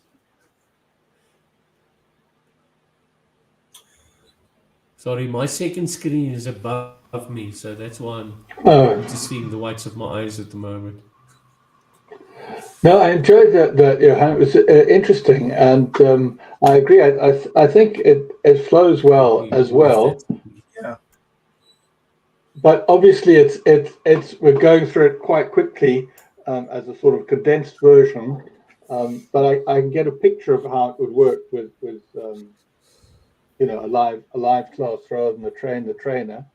The one thing that I would see would make it gel more for me is in a number of those diagrams, you've got sort of 1, 2, 3, 4, and if there was some practical examples, you know, based on one simple idea, I think it would make it a lot easier for me to follow. If it makes sense.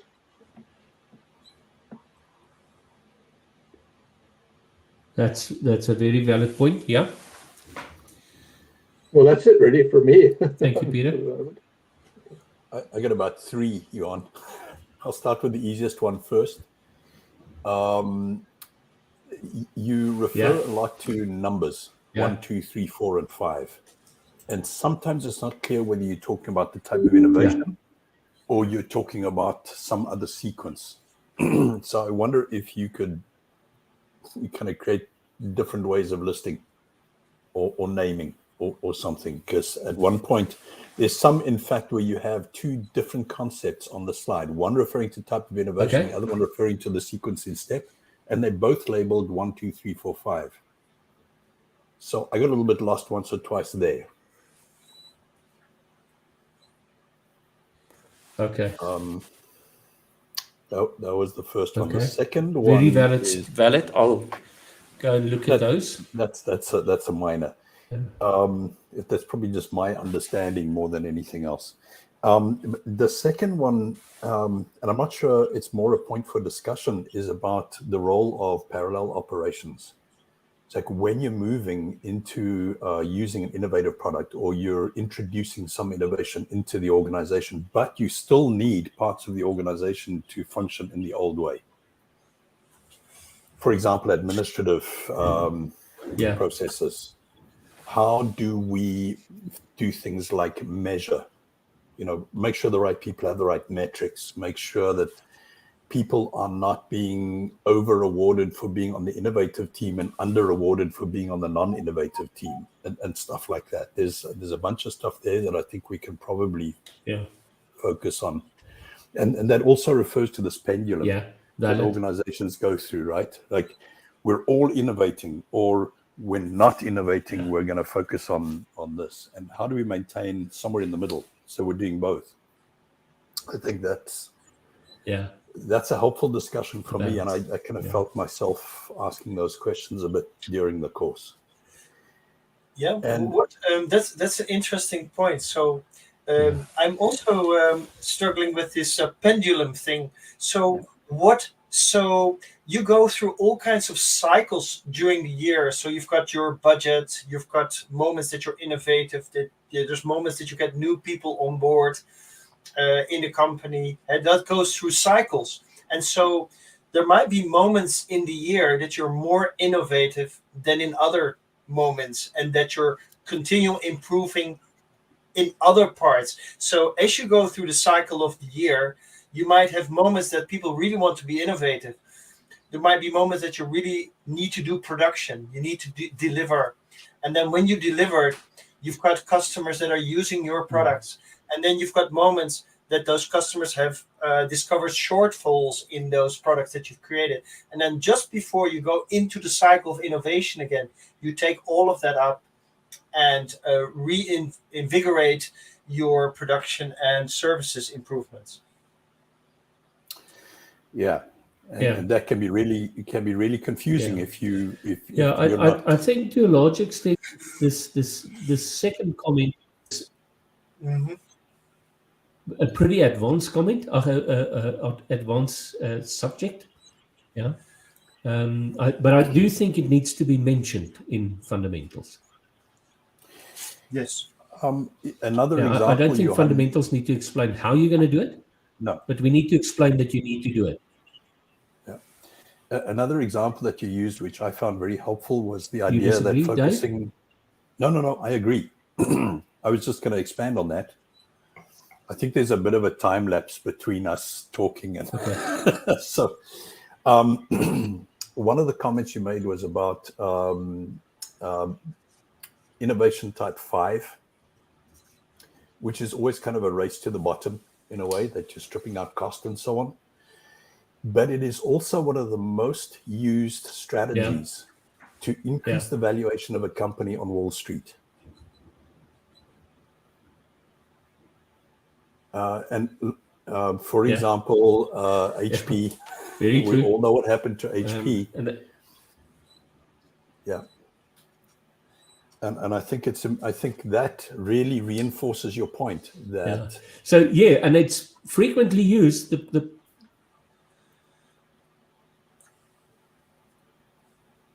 It's frequently used, but it's not sustainable, and that's the problem with it. Pete, I know that's one of your bugbears. It's the sustainability thing also. Sustainability, yes, but not only in the context of environmental sustainability, but in the context of being able to sustain your business through multiple shifts in a number of different dynamics. The third, sorry. So one thing maybe I've missed that in the beginning, maybe it's part of strategy, is like in Agile 4, we talk about PESTLE, which is the politics, economic, social, technological, environmental, and so forth. I don't know if that part, that's situational awareness that drives your innovation and that's needed to have the company and the organization match the environment, if that is part of it. I see that there's stuff happening within the organization, but I don't see how the organization is influenced from the outside. Sorry, but maybe I've missed something. But that's why. That's why I specifically say it's maybe a little bit of a misnomer to talk about digital strategy. It's digital product strategy. Because we're not talking about strategy at a broad level. We only the only three things that we sort of think about is customer value, customer market segments, and the product based approach. I purposely try to steer away from things that you can learn on MBA. However, Johan, you did point out, I agree with you, but you did also point out that you can never have a product that moves away from the purpose of the organization, which is really broader strategy and governance. Yes. So there is that link there. I fully agree, but I think that link is recognized.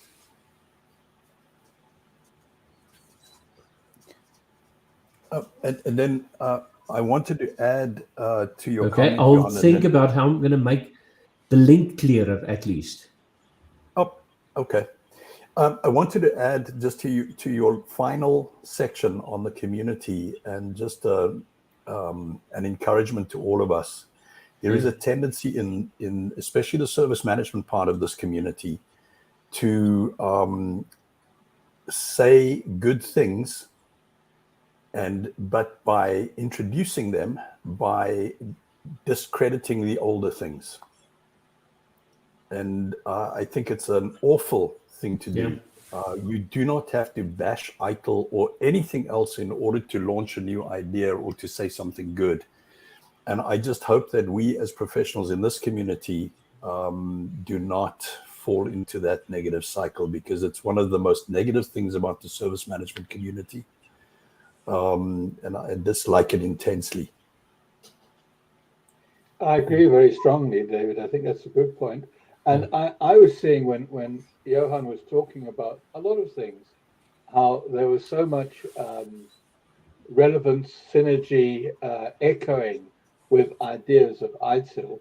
And I know in the past, it's been useful to draw attention to these synergies I worked for a while with Ivan McFarlane and somebody else before ITIL had worked out that it was a good idea to have business analysis, putting together some white papers on how business analysis complements ITIL.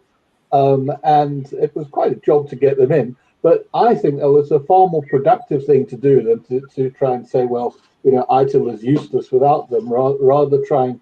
And I think that it's just coming to me now, the kind of thought that you could have a few just little white paperish things, you know, the sort of stuff someone can read in 5 or 10 minutes about how it complements this, how it relates to that. I think that could add a lot to people's appreciation. I think that's a great idea, David. I like it. Yeah, and of course, not just ITIL, you know, Scrum. Absolutely, yes. Anything in there, it's just to me it discredits the person who's saying these things, and we really don't want to be doing this. We want to say here is something which builds on all of the great work that's been done in the past, and this is why it's so important.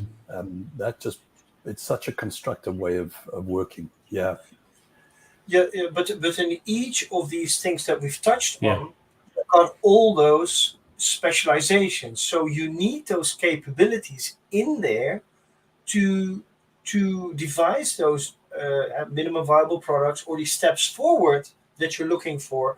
And of course, you want to keep that incentive, that motivation in teams and all the people that are contributing to.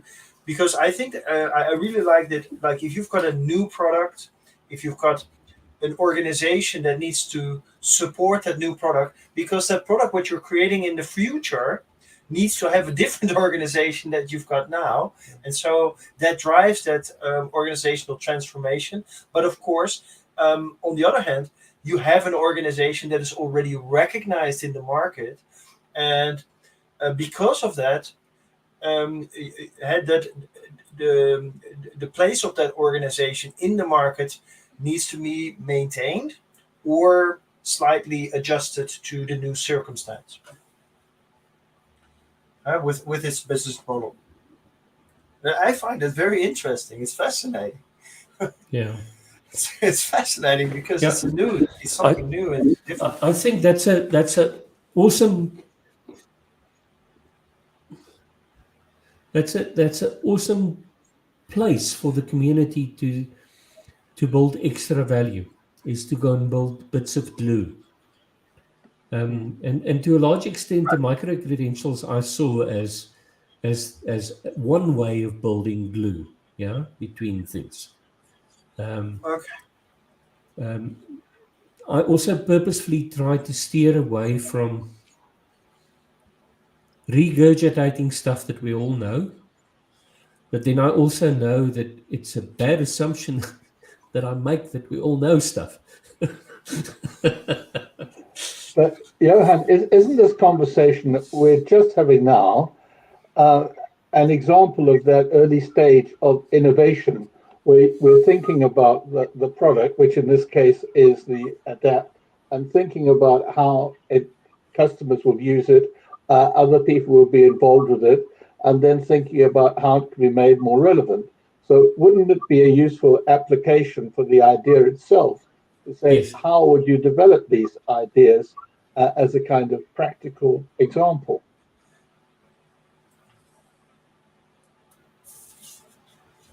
Okay.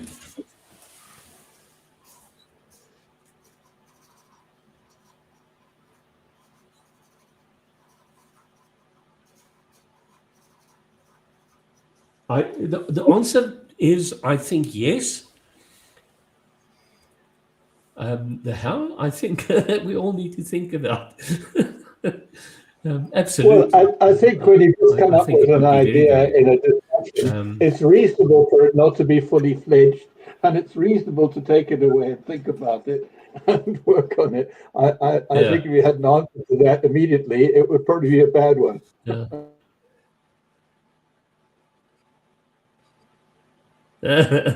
Yeah, true again. Yeah.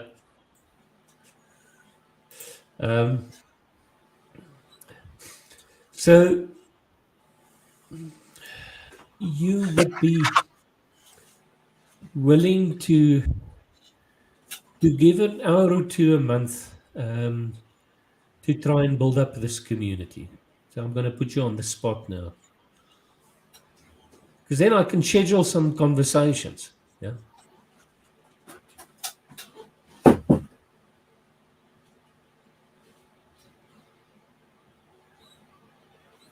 Okay. I know it's terrible to do that, but I just did.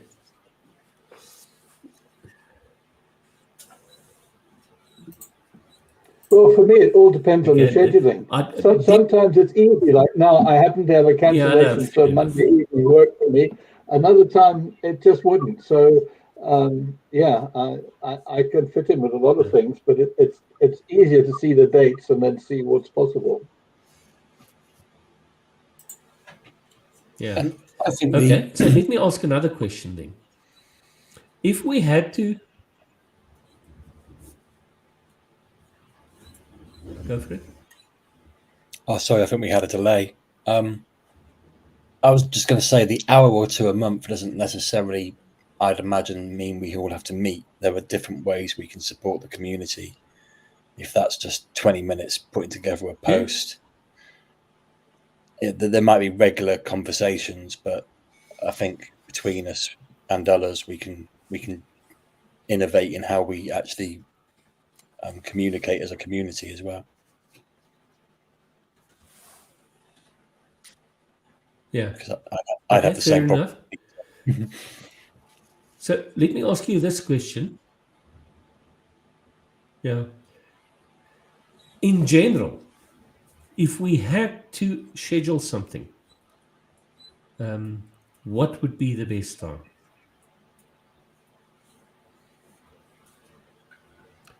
So Alan and David are the odd ones out. You're not in our time zone at all. Oh, and Jay also. And it doesn't mean that we can't have the same conversation multiple times. Yeah. Also. So I think let me make the question easy for everyone. Let's not try and get a time, but if you had to think about your week, what day at what time for you would be the best? Leave the detail to me.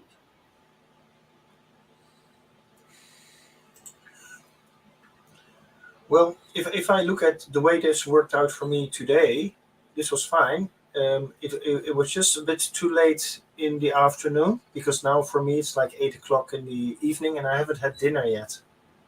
So it's just detail. So still we have to prepare food now and then eat it. So it's now 8 o'clock, which is too late. So it would have been somewhat better if it was 2 hours earlier for me. So not starting at 5, but starting at 3, because I actually was ready at 3 in the afternoon. Now, today was the day that I wasn't scheduled for training today. So it was a Monday usually is a very dead day for me. So there's nothing going on. It's like there's nothing positive on a Monday. I mean, it's like recovering from the weekend, but I'm recovered of the weekend at 12 o'clock. So I've got things to get ready until 3, say 3 o'clock Monday in the afternoon is a moment that I can dedicate to something like this. I wouldn't put it at the end of the week, because that's like just before weekend. And I might have training Tuesday, Wednesday, Thursday, whereas Friday and Monday are, days to play with, unless I have a training on the Friday or I have a training on the Monday. So if I get an invite for like a Monday, 3 o'clock afternoon, and I don't have anything, this will be a good time to look at these type of things, and to share ideas and motivation in this space, which is it works out great for me at this point. If I were scheduled for training, it wouldn't be a good time, but then I wouldn't accept the invite. Okay, let me do this rather, Mark, because I just you said that you're a hungry boy. I will reach out to each one of you individually. Thank you for making time to attend. I can understand the the austere faces now. It was actually trying to hide. If you're in Cape Town, you're probably hungry too. So if you can't get your no, I'm okay. If you can't get your exam to work, just pop me a mail, yeah, and I'll make sure that within the next day or so you can get that done. Once again, thank you, gents, for your time. I really appreciate it.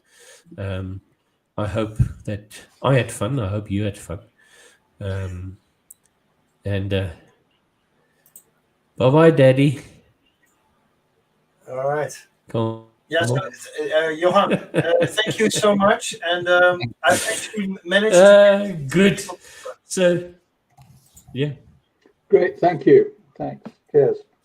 All right. Cheers, Johan. And, Thank you, Johan. Thank you. Thank you so much. Thank you. Cheers, Bye-bye. everybody. Thank you. Cheers. Cheers. Cheers.